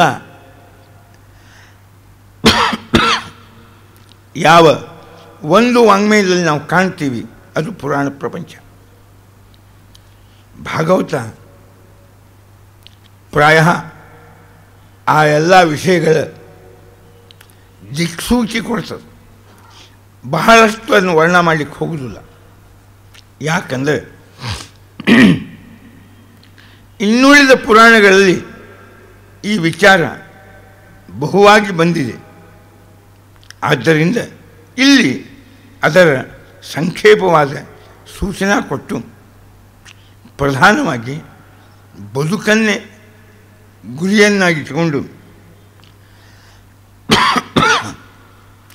ಅನೇಕ ವಿಚಾರಗಳು ಇಲ್ಲಿ ಒಡಮೂಡಿ ಬಂದವು. ಇದು ಭಾಗವತ. ಅದಕ್ಕೆ ಪುರಾಣಾನಾಂ ಸಾರರೂಪ. ಎಲ್ಲ ಪುರಾಣಗಳ ಸಾರ ಶ್ರೀಮದ್ ಭಾಗವತ. ಪ್ರಾಯ ಒಂದೊಂದು ಅವತಾರ, ಅದರ ಹಿರಿಮೆ ಮತ್ಸ್ಯ ಪುರಾಣ, ಕೂರ್ಮ ಪುರಾಣ, ವರಾಹ ಪುರಾಣ, ಸ್ಕಂದ ಪುರಾಣ, ಲಿಂಗ ಪುರಾಣ, ನರಸಿಂಹ ಪುರಾಣ, ವಾಮನ ಪುರಾಣ, ರಾಮಾಯಣ, ಹೀಗೆ ವಿಭಿನ್ನರಾದ ಶಿವ ಮತ್ತು ವಿಷ್ಣು ಇವರ ಅವತಾರಗಳನ್ನು ಹೇಳಲಿಕ್ಕೆ ಒಂದೊಂದು ಪ್ರತ್ಯೇಕವಾದ ಪುರಾಣಗಳು ಉಂಟು. ಭಾಗವತ ಇದು ಎಲ್ಲರಿಗೂ ಮಾನ್ಯವಾದ. ಶಿವನ ಮಹಿಮಾನು 12 ಸ್ಕಂದೊಳಗೆ ಬಂದದ, ವಿಷ್ಣುವಿನ ಮಹಿಮಾನು 12 ಸ್ಕಂದೊಳಗೆ ಬಂದದ. ಪ್ರಾಯ ಶೈವರು ವೈಷ್ಣವರನ್ನು ಸಮನ್ವಯಗೊಳಿಸಿದ ಒಂದೇ ಒಂದು ಮೂಲ ಮಹಾಕೃತಿ ಅದು ಶ್ರೀಮದ್ ಭಾಗವತ. ಭಾಳ ಚಂದದ. ಮೊನ್ನೆ ಹೇಳಿದ್ನಲ್ಲ, ಬುದ್ಧಿ ಮತ್ತು ಮನಸ್ಸು ಅದರ ಕಾಂಬಿನೇಷನ್ ಹೆಂಗಿರಬೇಕು. ಇದನ್ನು ಶಿವಶಕ್ತಿಯುಕ್ತೋ ಭಾಳ ಚಂದವಾಗಿ ಪ್ರಕೃತಿ, ಪುರುಷ, ಶಿವ, ಶಕ್ತಿ ಇವರ ಮಹಿಮಾ ಅಷ್ಟು ಅಥೆಯಿಂದ ಇತ್ತಿ ತನಕ ಸಂಪೂರ್ಣ ಎಲ್ಲ ಕಡೆಗೂ. ವಿಷ್ಣು ಅವನ ಅವತಾರಗಳು ಮತ್ಸ್ಯ, ಕೂರ್ಮ ಇತ್ಯಾದಿ ಎಲ್ಲ ಅವತಾರಗಳು 24 ಅವತಾರಗಳನ್ನೆಲ್ಲ ಅವುಗಳ ಮಹಿಮೆ ಒಂದೇ ಕಡೆಗೆ ಎಲ್ಲಿ ಬಂದದ ಅದು ಶ್ರೀಮದ್ ಭಾಗವತ. ಇದಕ್ಕೆ ಆಲ್ ಇನ್ ಒನ್ ಅಂತಾರೆ. ಎಲ್ಲನೂ ಇಲ್ಲೇ ಅವ. ಅರ್ಥೋಯಂ ಬ್ರಹ್ಮಸೂತ್ರಾಣ ಭಾರತಾರ್ಥ ವಿನಿರ್ಣಯ ಗಾಯತ್ರಿ ಭಾಷ್ಯರೂಪೋಸೌ ವೇದಾರ್ಥ ಪರಿಬೃಂಹಿತ ಪುರಾಣಾನಾಂ ಸಾರರೂಪ ಎನ್ಮೇ ಭಗವತೋದಿತ. ಇದು ಭಾಗವತ. ದೇವರು ನನಗೆ ಹೇಳಿದ ಈ ವಿಚಾರ ಅಂತ ಶುಕಾಚಾರ್ಯರು, ಇದು ಭಾಗವತದ ಸ್ವರೂಪ. ಇಂಥ ಭಾಗವತವನ್ನು ನಾವು ನೀವು ಏನು ಮೌಲಿಕವಾದ ತಾತ್ವಿಕವಾದ ವಿಚಾರಗಳನ್ನು ಅದು ತಿಳಿಸ್ತು ಅಂತ ಆ ದೃಷ್ಟಿಯಿಂದ ಅಧ್ಯಯನ ಮಾಡಬೇಕು. ನಮ್ಮ ಬದುಕಿಗೆ ಏನು ದೊರೆಯಿತು ಶಿಕ್ಷಣ ಅನ್ನುವ ದೃಷ್ಟಿಯಿಂದ ಇದನ್ನು ಕೇಳಬೇಕು. ಅದರ ಜೊತೆಗೆ ಇದು ನಮ್ಮ ದೈನಂದಿನ ಜೀವನದೊಳಗೆ ತರುವುದಂಗೆ ಇದು ಉಪಾಸನಾ ದೃಷ್ಟಿಯಿಂದ ಭಾಗವತವನ್ನು ಅಧ್ಯಯನ ಮಾಡಬೇಕು. ಏನು ಉಪಾಸನಾ ಅಂದರೆ ಏನು ಮಡಿ ಮೇಲಿಗಲ್ಲ, ಸಂಬಂಧ ಇಲ್ಲ. ಹೆಂಗೆ ತರಬಹುದು ನಾವು ಜೀವನದಾಗ? ಮನುಷ್ಯನ ಬದುಕಿನ ಏರಿಳಿತಗಳ ಸಂದರ್ಭದಲ್ಲಿ ಒಮ್ಮೆ ಏರಿಕೆ ಒಮ್ಮೆ ಇಳಿತ ಸಹಜ. ಎಲ್ಲನೂ ಬಂದಾಗ ಇದರದೆಲ್ಲ ಸಂಗ್ರಹ ಮಾಡಿ ಒಂದು ವಿಷ್ಣು ಸಹಸ್ರನಾಮದ ಭೂತ ಭವ್ಯ ಭವತ್ ಪ್ರಭು, ಇದು ಭಾಗವತದ ಅನುಸಂಧಾನ ಅಲ್ಲ. ಇಡೀ ವಿಷ್ಣು ಸಹಸ್ರನಾಮ ಭಾಗವತದಲ್ಲಿ ಬರುವ ಭಗವಂತನ ಬಗ್ಗೆ ನಾವು ಮಾಡಬೇಕಾದ ಅನುಸಂಧಾನದ ವಿಚಾರಗಳನ್ನೇ ಹೇಳ್ತದೆ. ಭೂತ ಭವ್ಯ ಭವತ್ ಪ್ರಭು, ಬೇಸಿಗೆ ಅದಕ್ಕೂ ಅವನೇ ಪ್ರಭು, ಉರಿ ಬಿಸಿಲು ಅದಕ್ಕೂ ಅವನೇ ಪ್ರಭು, ಮಳೆಗಾಲ ಅದಕ್ಕೂ ಅವನೇ ಪ್ರಭು, ಚಳಿಗಾಲ ಭೂತ ಭವ್ಯ ಭವತ್, ಹಿಂದೆ ಹಿಂದೆ ಮುಂದೆ ಎಲ್ಲ ಕಾಲಕ್ಕೂ ಅವನೇ ಪ್ರಭು. ಒಂದರ್ಥ ಭೂತ ಭವ್ಯ ಭವತ್ ಪ್ರಭು. ಒಬ್ಬ ವ್ಯಕ್ತಿಯ ಭಾರಿಯಾದ ಸಮೃದ್ಧಿ ಇತ್ತು, ಇವತ್ತು ಬಡತನ ಬಂತು, ಮತ್ತೊಮ್ಮೆ ಸಮೃದ್ಧಿ ಬರ್ತದೆ. ಅಂದು ಇಂದು ಮುಂದೆ ಮನುಷ್ಯನ ಬದುಕಿನ ಎಲ್ಲ ಅವಸ್ಥೆಗಳಿಗೆ ದೇವರೇ ಒಡೆಯ. ನಮಗೆ ಒಂದೊಂದು ಕಾಲಕ್ಕೆ ಭಾಳ ದಡ್ರಿದ್ವಿ, ಬುದ್ಧಿ ಕಡಿಮೆ ಇತ್ತು. ಒಮ್ಮೆ ಶಾಣ್ಯರಾದ್ವಿ, ಮತ್ತೊಮ್ಮೆ ದಡ್ರಾದ್ವಿ. ಒಮ್ಮೆ ಆರೋಗ್ಯ ಕೊಟ್ಟ, ಒಮ್ಮೆ ಅನಾರೋಗ್ಯ ಕೊಟ್ಟ, ಮತ್ತೆ ಆರೋಗ್ಯ ಕೊಟ್ಟ. ಹಿಂಗೆ ವ್ಯಕ್ತಿಗೆ ಸಂಬಂಧಪಡುವ ಎಲ್ಲ ಅವಸ್ಥೆಗಳ ಹಿಂದಿನ ಅವಸ್ಥೆ, ಇಂದಿನ ಅವಸ್ಥೆ, ಮುಂದಿನ ಅವಸ್ಥೆ, ಪ್ರಕೃತಿಗೋ ಜಗತ್ತಿಗೋ ಬ್ರಹ್ಮಾಂಡಕ್ಕೋ ಪಿಂಡಾಂಡಕ್ಕೋ ಸಂಬಂಧಪಡುವ ಎಲ್ಲ ಅವಸ್ಥೆಗಳನ್ನು ತಿಳಿಯೋದು ಹಂಗೆ ಭೂತ ಭವ್ಯ ಭವತ್ ಪ್ರಭು. ದೇವರು ಇದೆಲ್ಲ ಅವಂದೇ. ಒಬ್ಬ ಅವನು ನುಡಿಸಿದಾಗ ನಾವು ನುಡಿತೀವಿ, ಅದು ಅವಂದೇ. ಕೈ ಕೊಟ್ಟ ಸಮೃದ್ಧವಾಗಿ ಕೊಟ್ಟ ದೇವರು, ಕಸಿದುಕೊಂಡ ಅಷ್ಟು ಕಸ್ಕೊಂಡ. ಬುದ್ಧಿ ಕೊಟ್ಟ ಅವಂದೇ. ನಮ್ಮ ಸಂಕೇತದ ಭಾಳ ಚಂದದ ವಾಮನಾವತಾರ ಅಂತ. ಏನು ರೀ ವಾಮನ ಬಂದ? ಯಾರ ಮನೆಗೆ ಬಂದ? ಬಲಿ ಮನೆಗೆ ಬಂದ. ಬಲಿ ಅಂದರೆ ಯಾರು? ಯಾವ ವ್ಯಕ್ತಿ ಒಳ್ಳೆಯ ಜ್ಞಾನ ಒಳ್ಳೆಯ ಬಲ ಹೊಂದ್ಯಾನ ಅವನೇ ಬಲ ಇದ್ದಾವ ಬಲಿ. ಒಬ್ಬ ಬಲಿಷ್ಠ ವ್ಯಕ್ತಿ ಮನೆಗೆ ಬರ್ತಾನೆ. ನಮ್ಮ ಉಪನಿಷತ್ ಭಾಳ ಚಂದ ಬೈದದ್ದು ನಮಗೆ. ನಾಯಮಾತ್ಮ ಬಲಹೀನೇನ ಲಭ್ಯ. ನೀವು ದುರ್ಬಲರಾದರೆ ನಿಮ್ಮನ್ನು ಯಾರೂ ಕೇಳುವುದಿಲ್ಲ, ಬಲಿಷ್ಠರೇ ಆಗಬೇಕು. ಜ್ಞಾನದಿಂದ ಬಾಹುಬಲದಿಂದ ಬಲಿಷ್ಠ ಆಗ್ಬೇಕು ನಾವು ಜಗತ್ತಿನಾಗ. ವಿಶ್ವದ ಎಲ್ಲ ರಾಷ್ಟ್ರಗಳಲ್ಲಿ ನಾವು ಜ್ಞಾನದಿಂದ ಬಲದಿಂದ ಬಲಿಷ್ಠರಾಗಲಿಲ್ಲ ಅಂದರೆ ಜಗತ್ತು ನಮ್ಮನ್ನು ತುಳಿತದೆ. ನಾವು ಎಷ್ಟು ಸಮೃದ್ಧಿ ಇದ್ವಿ, ಆದರೆ ಮತ್ತು ಪ್ರಗತಿ ಕುಂಠಿತಾತೀಗ. ಚೈನಾ ಅನೇಕ ಕ್ಷೇತ್ರದಲ್ಲಿ ನಮಗಿಂತ ಹಿಂದಿತ್ತು, 8-10 ವರ್ಷದ ಹಿಂದೆ. ಈಗ ನಮಗೂ ಮುಂದೆ ಹೋಗ್ತದೆ. ಈ ಅಮೇರಿಕಾ ಪಾಪ ಸ್ವಂತ ಇತ್ತು, ರಾಷ್ಟ್ರೀಯ ಸಂಸ್ಕೃತಿ ಇಲ್ಲ, ಕಲ್ಚರ್ ಇಲ್ಲ, ಬುದ್ಧಿ ಇಲ್ಲ, ಮಣ್ಣಿಲ್ಲ, ಎಲ್ಲ ಇಲ್ಲಿಂದ ಹೋಗಿತ್ತು. ಅದು ಮಾತು ಬೇರೆ, ಅದು ಅತಿ ಹಿಂದೆ ಉಳಿತು. ಇದು ಮುಂದೆ ಹೋಯ್ತು. ಜಗತ್ತಿನಾಗ ಇದೇನದಲ್ಲ, ಇದು ಹಿಂಗೆ ಆಗ್ತದೆ. ಒಳ್ಳೆ ಬಲ, ಒಳ್ಳೆ ಜ್ಞಾನ, ಅದರ ಕಡೆಗೆ ಗಮನ ನಮ್ಮಲ್ಲಿ ಕಡಿಮೆ ಆಯ್ತು, ಹಿಂದೆ ಉಳಿತೀವಿ. ಬಂತು ಅದ್ರ ಬಗ್ಗೆ ದೃಷ್ಟಿ, ಮುಂದುವರಿತೀವಿ ಸಹಜದ ಜಗತ್ತಿನಾಗ. ಅದಕ್ಕೆ ಬಲಿ ಅಂತ ಹೆಸರು ನಮಗೆ. ನೀವು ಬಲಿ ಆಗಬೇಕು, ಬಲಿಷ್ಠ ಆಗ್ಬೇಕು. ಅದೇ ಬಲಹೀನೇನ ಲಭ್ಯ ನ ಎಂ. ದೇವರು ಸಿಗುವುದಿಲ್ಲ, ಜಗತ್ತು ಸಿಗುವುದಿಲ್ಲ ನಿಮ್ಗೆ. ಏನು ಬಲಿಷ್ಠ ದುರ್ಬಲರಾದರೆ ಏನೂ ಸಿಗುವುದಿಲ್ಲ ನಿಮಗೆ. ಬಲಿ ಮನೆಗೆ ದೇವರು ಬಂದ, ಖರೆ ಸರ್. ವಾಮನ ಬಂದ, ಭಾಳ ಚಂದದ ಶಬ್ದ. ವಾಮನ ಅಂದರೆ ಸುಂದರ ಅಂತ ಅರ್ಥ. ವಾಮನ ಅಂದರೆ ಭಾಳ ಸುಂದರ ಅಂತ ಅರ್ಥ. ವಾಮನ ಇನ್ನೊಂದು ಸಣ್ಣದು ಅಂತ ಅರ್ಥ. ವಾಮನ ಅಂದರೆ ಸುಂದರ, ಸಣ್ಣದು. ನಮ್ಮೆಲ್ಲರ ಮನೆಗೆ ಬರುವಾಗ ಎಲ್ಲವೂ ವಾಮನವಾಗಿ ಬರ್ತಾವೆ. ಅಲ್ಲ, ನಮ್ಮ ಜೀವನದಾಗ ಒಳ್ಳೆಯದು ಕೆಟ್ಟದ್ದು, ವ್ಯಸನವೋ ಅಥವಾ ಸದ್ಗುಣಗಳು, ಅಥವಾ ಯಾವುದೇ ಒಳ್ಳೆತನವೋ ಕೆಟ್ಟತನವೋ ಯಾವುದೇ ಎಲ್ಲ ಬರುವಾಗ ವಾಮನಾಗಿ ಬರ್ತಾವೆ. ಬಂದ ಮೇಲೆ ನಮ್ಮ ಬದುಕಿನಾಗ ಅವೇ ವ್ಯಾಪಿಸಿಕೊಂಡು ತ್ರಿವಿಕ್ರಮಾಗಿ ನಿಂದಿರ್ತಾವೆ. ಹುಟ್ಟಿದ ಕೂಡಲೇ ಯಾರೂ ಬಾಯಾಗ ಬಾಟ್ಲಿ ಹಿಡ್ಕೊಂಡೇ ಹುಟ್ಟಿ ಬರುವುದಿಲ್ಲ. ಒಬ್ಬರು ಕೀರ್ತನಕಾರ ಬೈತಿದ್ನ, ಸುಮ್ಮ ಅದೊಂದು ರುಚಿಗೆ ಹೇಳ್ತೀನಿ. ಮನುಷ್ಯ ಭಾಳ ಚಂದ ಬೈದವ.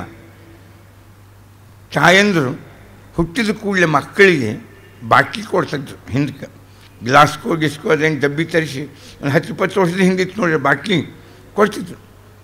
ಅವ ಬೈದ ಜೈದೆ ಅವುಗಳೇ ಹುಟ್ಟಿದ ಕೂಡಲೇ ಅವ್ರ ಕೈಯಾಗ ಬಾಟ್ಲಿ ಕೊಡ್ತೀರಿ, ಅವ್ರು ಯಾಕೆ ಬಿಡ್ತಾರೆ ಹೇಳಿ ಕಳ್ತನಕ? ಅಲ್ಲ, ಸಂಸ್ಕಾರ ನೀವು ಕೊಟ್ಟಿದ್ದೇನು? ನಿಮ್ಮ ಸೌಂದರ್ಯ ಉಳಿಸ್ಲಿಕ್ಕೆ ಅವ್ರಿಗೆ ನೀವು ಬಾಟ್ಲಿ ಕೊಡ್ತೀವಿ. ಅವು ಒಮ್ಮೆ ಹಿಡಿದು ರೂಢಾಗಿರ್ತದೆ ಸಣ್ಣವರಿದ್ದಾಗ. ಬಿಡು, ಈಗ ಹಾಲಿಗೆ ಮುಂದೆ ಇನ್ನೊಂದು ಅಲ್ಕೋ ಹಾಲಿಗೆ, ಅದಕ್ಕಿಂತ ತಪ್ಪೇನಿಲ್ಲ, ಮತ್ತು ಹಿಂಗೆ ಮುಂದುವರಿಯೋದು ಅಂತ ಅಂದರೆ ತಥ್ಯ. ಇದನ್ನು ಬರುವಾಗ ಎಲ್ಲ ವಾಮನಾಗಿ ಬರ್ತಾವೆ, ನೈಮಿತ್ತಿಕವಾಗಿ ಬರ್ತಾವೆ, ಅವು ನಿತ್ಯಾಗಿ ಕೂಡ್ತಾವೆ. ಯಾರೂ ಹುಟ್ಟಿದ ಕೂಡಲೇ ಟೊಂಕದಾಗ ಒಂದು ಡಬ್ಬಿ ಇಟ್ಕೊಂಬೋದಿಲ್ಲ, ಪಟ್ ಪಟ್ಗೆ ಮೂಗಿ ಹಾಕ್ಕೊಂಬೋದು.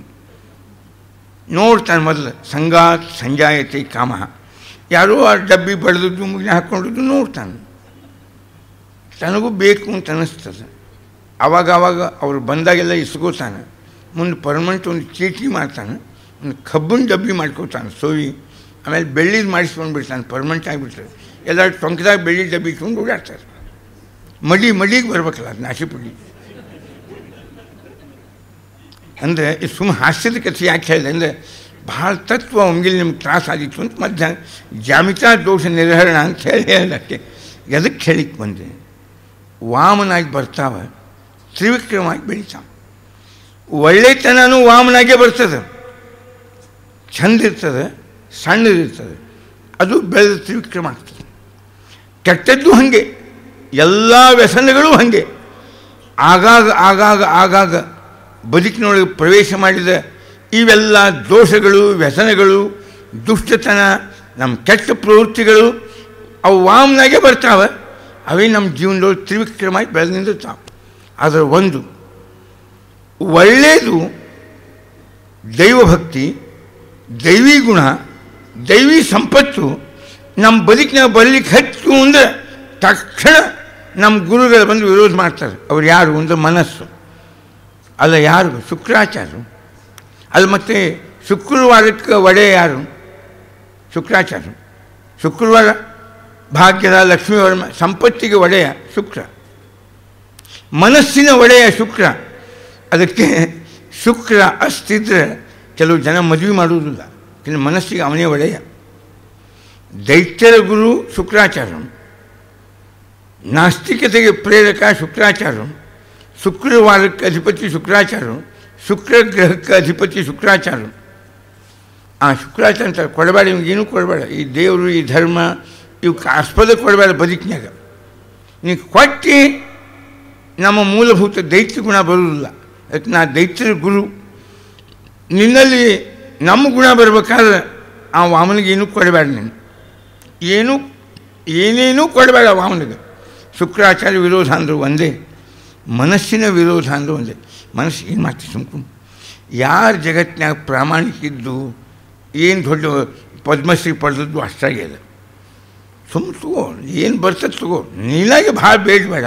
ಟೇಬಲ್ ಕೆಳಗೆ ಕೊಟ್ಟರೆ ಅಲ್ಲಿ ಕೈ ಹಾಕು, ಮೇಲೆ ಆದರೆ ಹಸ್ತೋದಕ್ಕೆ ಕೊಟ್ಟರೆ ಹಸ್ತೋದಕ್ಕೆ ತಗೋ. ಮತ್ತು ನೋಡಿ, ಮತ್ತು ಇವತ್ತು ಒಬ್ಬೊಬ್ಬರ ಮನೆಯಾಗ 2-2 ಕೋಟಿ ಸಿಕ್ಕಲ್ಲ. ಮತ್ತು ನಿತ್ಯ ಪೇಪರ್ನ ಬರೋದೇ ಪಾಪ. ಸಂತೋಷ್ ಹೆಗಡೆ ಅವ್ರು ಹೇಳೇ ಹೇಳಿದ್ರು, ವೆಂಕಟಾಚಾರ್ಯ ಹೇಳಿ ಮನೆಗೆ ಹೋದ್ರು. ಸಂತೋಷ್ ಹೆಗಡೆ ಹೇಳೇ ಹೇಳ್ತಾರೆ, ನಾವು ಕೇಳ್ತೀವಿ ಪೇಪರು, ಆಗೋದಿಲ್ಲ ಹೋಗೋದಿಲ್ಲ, ಹಗ್ಗ ಹರಿಲಿಲ್ಲ, ಕೋಲು ಮುರಿಲಿಲ್ಲ ಅಂತ ಒಂದು ಕನ್ನಡ ಗಾದಿ ಮಾತಿದ್ದಂಗೆ. ಅದೇನಾದ್ರು ಹಾಕೋದು ಹೊರಗಿಂದು. ನಾವು ಕಾಣೋದೇನು ಅಂದರೆ ನಮ್ಮ ಮನಸ್ಸೇ ಒಳಗೆ ಹೇಳ್ತಿರ್ತದೆ. ಏನು ಮಾಡ್ತೀವಿ ಸುಮ್ಕೊಂಡು? ಬದುಕಿನೊಳಗೆ ಏನಾದ್ರು ಒಂದು ಒಳ್ಳೆತನ, ಪ್ರಾಮಾಣಿಕತೆ, ಸದ್ಗುಣ, ಸದ್ವಿಚಾರ ಬರ್ತಿತ್ತು ಅಂದರೆ ಈ ನಮ್ಮ ಶುಕ್ರಾಚಾರ್ಯರು ನಾವು ಅಂಥ ವಾಮನಿಗೆ ಕೊಡ್ತೀವಿ ಎಲ್ಲ ನಮ್ಮ ಜೀವನ, ನಮ್ಮ ಬದುಕು, ನಮ್ಮ ಬುದ್ಧಿ ನಾವೆಲ್ಲ ಕೊಡ್ತೀವಿ. ನಮ್ಮ ದೇಹದ ಪ್ರವೃತ್ತಿಗಳು ಒಳ್ಳೆಯದಾಗಬೇಕು ಅಂತ ನಾವು ಒಳ್ಳೆಯತನಕ್ಕೆ ನಮ್ಮನ್ನು ಅರ್ಪಣೆ ಮಾಡಿಕೊಳ್ಳಿಕ್ಕೆ ಹೊಂಟ್ರೆ, ದೈವಿ ಭಕ್ತಿಗೆ ಒಳ್ಳೆಯದನ್ನು ನಮ್ಮನ್ನೇ ನಾವು ಅರ್ಪಣೆ ಮಾಡ್ಕೊಳ್ಳಿಕ್ಕೆ ಹೊಂಟ್ರೆ ಮೊಟ್ಟ ಮೊದಲು ಕಲ್ಲು ಹಾಕಾವ ಯಾರು ಅಂದರೆ ಶುಕ್ರಾಚಾರ್ಯ. ಅಂದರು ಒಂದೇ, ಮನಸ್ಸು ಅಂದರು ಒಂದೇ. ಅದಕ್ಕೆ ಅವರಿಬ್ಬರು ಜಗಳ. ಇವ ದೇವತೆಗಳ ಗುರು ಯಾರು? ಗುರುವಾರದ ಅಧಿಪತಿ, ಬುದ್ಧಿಗೆ ಅಭಿಮಾನ, ಅದಕ್ಕೆ ಗುರುಬಲ ಅಂತಾರೆ. ಗುರುಬಲ ಎದಕ್ಕೆ? ಉಪನಯನಕ್ಕೆ ಗುರುಬಲ ಅಂತ, ಯಾಕಂದರೆ ಅದು ಬುದ್ಧಿ ಬೆಳೀಲಿ ಅಂತ. ಇವು ಗುರುವಾರ, ಅವನು ಶುಕ್ರವಾರ, ಇಬ್ಬರು ಜಗಳ. ಗುರು ಶುಕ್ರ ಜಗಳ, ಗ್ರಹಗಳದು ಗುರುವಾರ ಶುಕ್ರವಾರ ಜಗಳ. ದೇವತೆಗಳು ದೈತ್ಯರ ಜಗಳ, ದೇವತೆಗಳ ಗುರುಗಳ ದೈತ್ಯರ ಗುರುಗಳ ಜಗಳ, ಸಂಪತ್ತಿಗೂ ಬುದ್ಧಿಗೂ ಜಗಳ ಎಂದು ಇವೆಲ್ಲ ಒಂದೇ ಹೆಸರು. ಇದು ಸಾಂಕೇತಿಕವಾಗಿ ಗುರು ಶುಕ್ರ. ಅದಕ್ಕೆ ಬಲಿ ಏನು ಕೊಡ್ತೇವೆ, ಸುಮ್ಕೊಂಡು ಕೊಡಬೇಡ ಇನ್ನು ಅಂತ ಶುಕ್ರಾಚಾರ್ಯ. ಇಲ್ಲ, ಅವನದೇ ಇದು, ಅವ್ನು ಕೊಡ್ತೀನಿ, ಅವನದೇ ಇದು, ಅವ್ನು ಕೊಡ್ಬೇಕು. ನಾನು ಜಗತ್ತು ಅವನ ಮುಂದೆ ಕೈ ಒಡ್ಡಿದೆ. ಇವತ್ತು ಅವ ನನ್ನ ಮುಂದೆ ಕೈ ಒಡ್ಡ್ಯಾನ. ಈ ಭಾಗ್ಯ ಯಾರಿಗದ? ಅವ್ನು ಕೊಡ್ತೀನಿ. ಕೊಡಬೇಡ ಮಾಯಾಮಾನವ ಕೋಯಂ, ಈ ಧರ್ಮ, ಈ ನೀತಿ ತತ್ವ ಮಹಾ ಮೋಸಗಾರದ ಕೊಡಬೇಡ ಏನು ಅವಂಗ. ಶುಕ್ರಾಚಾರ್ಯ ಆಗ್ರಹ, ಕೊಡ್ತೀನಿ ಅಂತ ಬಲಿ, ಶಾಪ್ ಕೊಡ್ತೀನಿ, ಹಾಳಾಗಿ ಹೋಗು, ರೊಕ್ಕ ಅತಿ ಪ್ರಾಮಾಣಿಕಾದಿಯಿಂದ ಇದ್ದು ದುಡ್ಡು ದುಗ್ಗಾಣಿ ಐಶ್ವರ್ಯ ಅಧಿಕಾರ ಕಳ್ಕೋತೀನಿ, ಭಾಳ ಪ್ರಾಮಾಣಿಕ ಆಗಬೇಡ. ಎಲ್ಲರೂ ಹೆಂಗಿದ್ದಾರೆ ನೋಡು, ಒಬ್ಬೊಬ್ಬರು ದಿನ ಪುರಾಣ ಬರೋದಿಲ್ಲ, ಲೌಕಿಕ ಪುರಾಣ ಎಲ್ಲ ಹೆಂಗಿದ್ದಾರೆ ನೋಡು, ಹಂಗಿರು ನೀನು. ತಿಂದು ಉಂಡು ಕುಡಿದು ಸುಖದಿಂದ ಇರು. ಯಾವ ಒಣ ಮಾರಿ ಮಾಡಿಕೊಂಡು ನಾನು ತಿನ್ನೋದಿಲ್ಲ, ಸಿಕ್ಕದ್ದು ತಿನ್ನೋದಿಲ್ಲ ಅಂದರೆ ಈಗ ಗೊತ್ತು ನಿಮಗೆ. ಅದು ನಮ್ಮ ಮಾಂಸಾಹಾರಕ್ಕೆ ಅವ್ರು ತಿಂತಾರೆ ಅಂದರೆ ಇಂಥ ತಿಂತಾರೆ ಅಂತ ಅರ್ಥ. ಅವ್ರು ಕುಡಿತಾರೆ ಅಂದರೆ ಏನೋ ಚಹಾ ಕಾಫಿ ಅಲ್ಲದು, ನೀರಂತೂ ಅಲ್ಲೇ ಅಲ್ಲ. ಅವ್ರು ತಗೋತಾರೆ ಅಂದರೆ ಅದ್ರ ಶಬ್ದದ ಲಿಂಗ್ವಿಸ್ಟಿಕ್ನಾಗ ಅನ್ಯಾರ್ಥ ಕಲ್ಪನಾ ಅಂತ ಕರೀತಾರೆ. 3 ಚೇಂಜಸ್ ಆಗ್ತಾ ಉಂಟು ಲಿಂಗ್ವಿಸ್ಟಿಕ್ನಾಗ, ಭಾಷಾ ವಿಜ್ಞಾನದಾಗ. ಅರ್ಥ ವಿಸ್ತಾರ, ಅರ್ಥ ಸಂಕೋಚ, ಅನ್ಯಾರ್ಥ ಕಲ್ಪನಾ ಅಂತ 3 ಪರಿವರ್ತನೆ ಲ್ಯಾಂಗ್ವೇಜ್ದಾಗ ಯಾವಾಗಲೂ. ಅರ್ಥ ವಿಸ್ತಾರ ಆಗ್ತದೆ, ಕೆಲವಕ್ಕೆ ಭಾಳ ಕಡಿಮೆ ಇರ್ತದೆ ಅರ್ಥ, ಅದು ವಿಸ್ತಾರ ಆಗ್ತದೆ. ಪ್ರವೀಣ ಕುಶಲ, ಪ್ರಕರ್ಷೇಣ ವೀಣಾವಾದ ಇತಿ ಪ್ರವೀಣ. ಚೆಂದಾಗಿ ಯಾರು ವೀಣೆಯನ್ನು ಬಾರಿಸ್ತಾರೆ ಅವರಿಗೆ ಪ್ರವೀಣ ಅಂತ ಹೆಸರು. ಈಗ ಹಂಗಲ್ಲ, ರಾಷ್ಟ್ರಭಾಷಾ ಪ್ರವೀಣ, ಕುಶಲ ಕೈಗಾರಿಕೆಯಲ್ಲಿ ಪ್ರವೀಣ. ಅಲ್ಲಿ ಅದಕ್ಕಿದ್ದದ್ದು ವೀಣಾ ಬಾರಿಸೋದಾಗ ಬುದ್ಧಿವಂತರಿಗೆ ಪ್ರವೀಣ ಅಂತಿದ್ರು.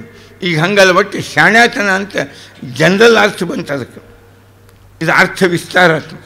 ಅರ್ಥ ಸಂಕೋಚ, ಕೆಲವಕ್ಕೆ ಏನು ಅರ್ಥ ಇರ್ತದಲ್ಲ ಅದು ಕಡಿಮೆ ಆಗ್ತದೆ. ಇವರೆಲ್ಲ ಶುಕ್ರಾಚಾರ್ಯರು, ಬೃಹಸ್ಪತ್ಯಾಚಾರ್ಯರು, ದೇವತೆಗಳ ದೈತ್ಯರ ಗುರುಗಳು, ಮಾರ್ಗದರ್ಶಕರು. ಆಪತ್ತು ಬರೋಕ್ಕಿಂತ ಮೊದಲೇ ಅವರ ಹಿತವನ್ನು ಹೇಳುವವರು. ಅದಕ್ಕೆ ಪುರೋಹಿತ ಅಂತಿದ್ರು. ಪುರಃ ಏವ ಹಿತಂ ಇಚ್ಛತಿ ಇತಿ ಪುರೋಹಿತ. ಆಪತ್ತು ವಿಪತ್ತು ಬಂದ ಮೇಲಲ್ಲ, ಬರೋಕ್ಕಿಂತ ಮೊದಲೇ ಉಪಾಯ ಹೇಳ್ತಾರೆ, ಹಿಂಗದ ಬರ್ತದೆ, ಅದು ಹಿಂಗೆ ಪರಿಹಾರ ಮಾಡ್ಕೊಂತ.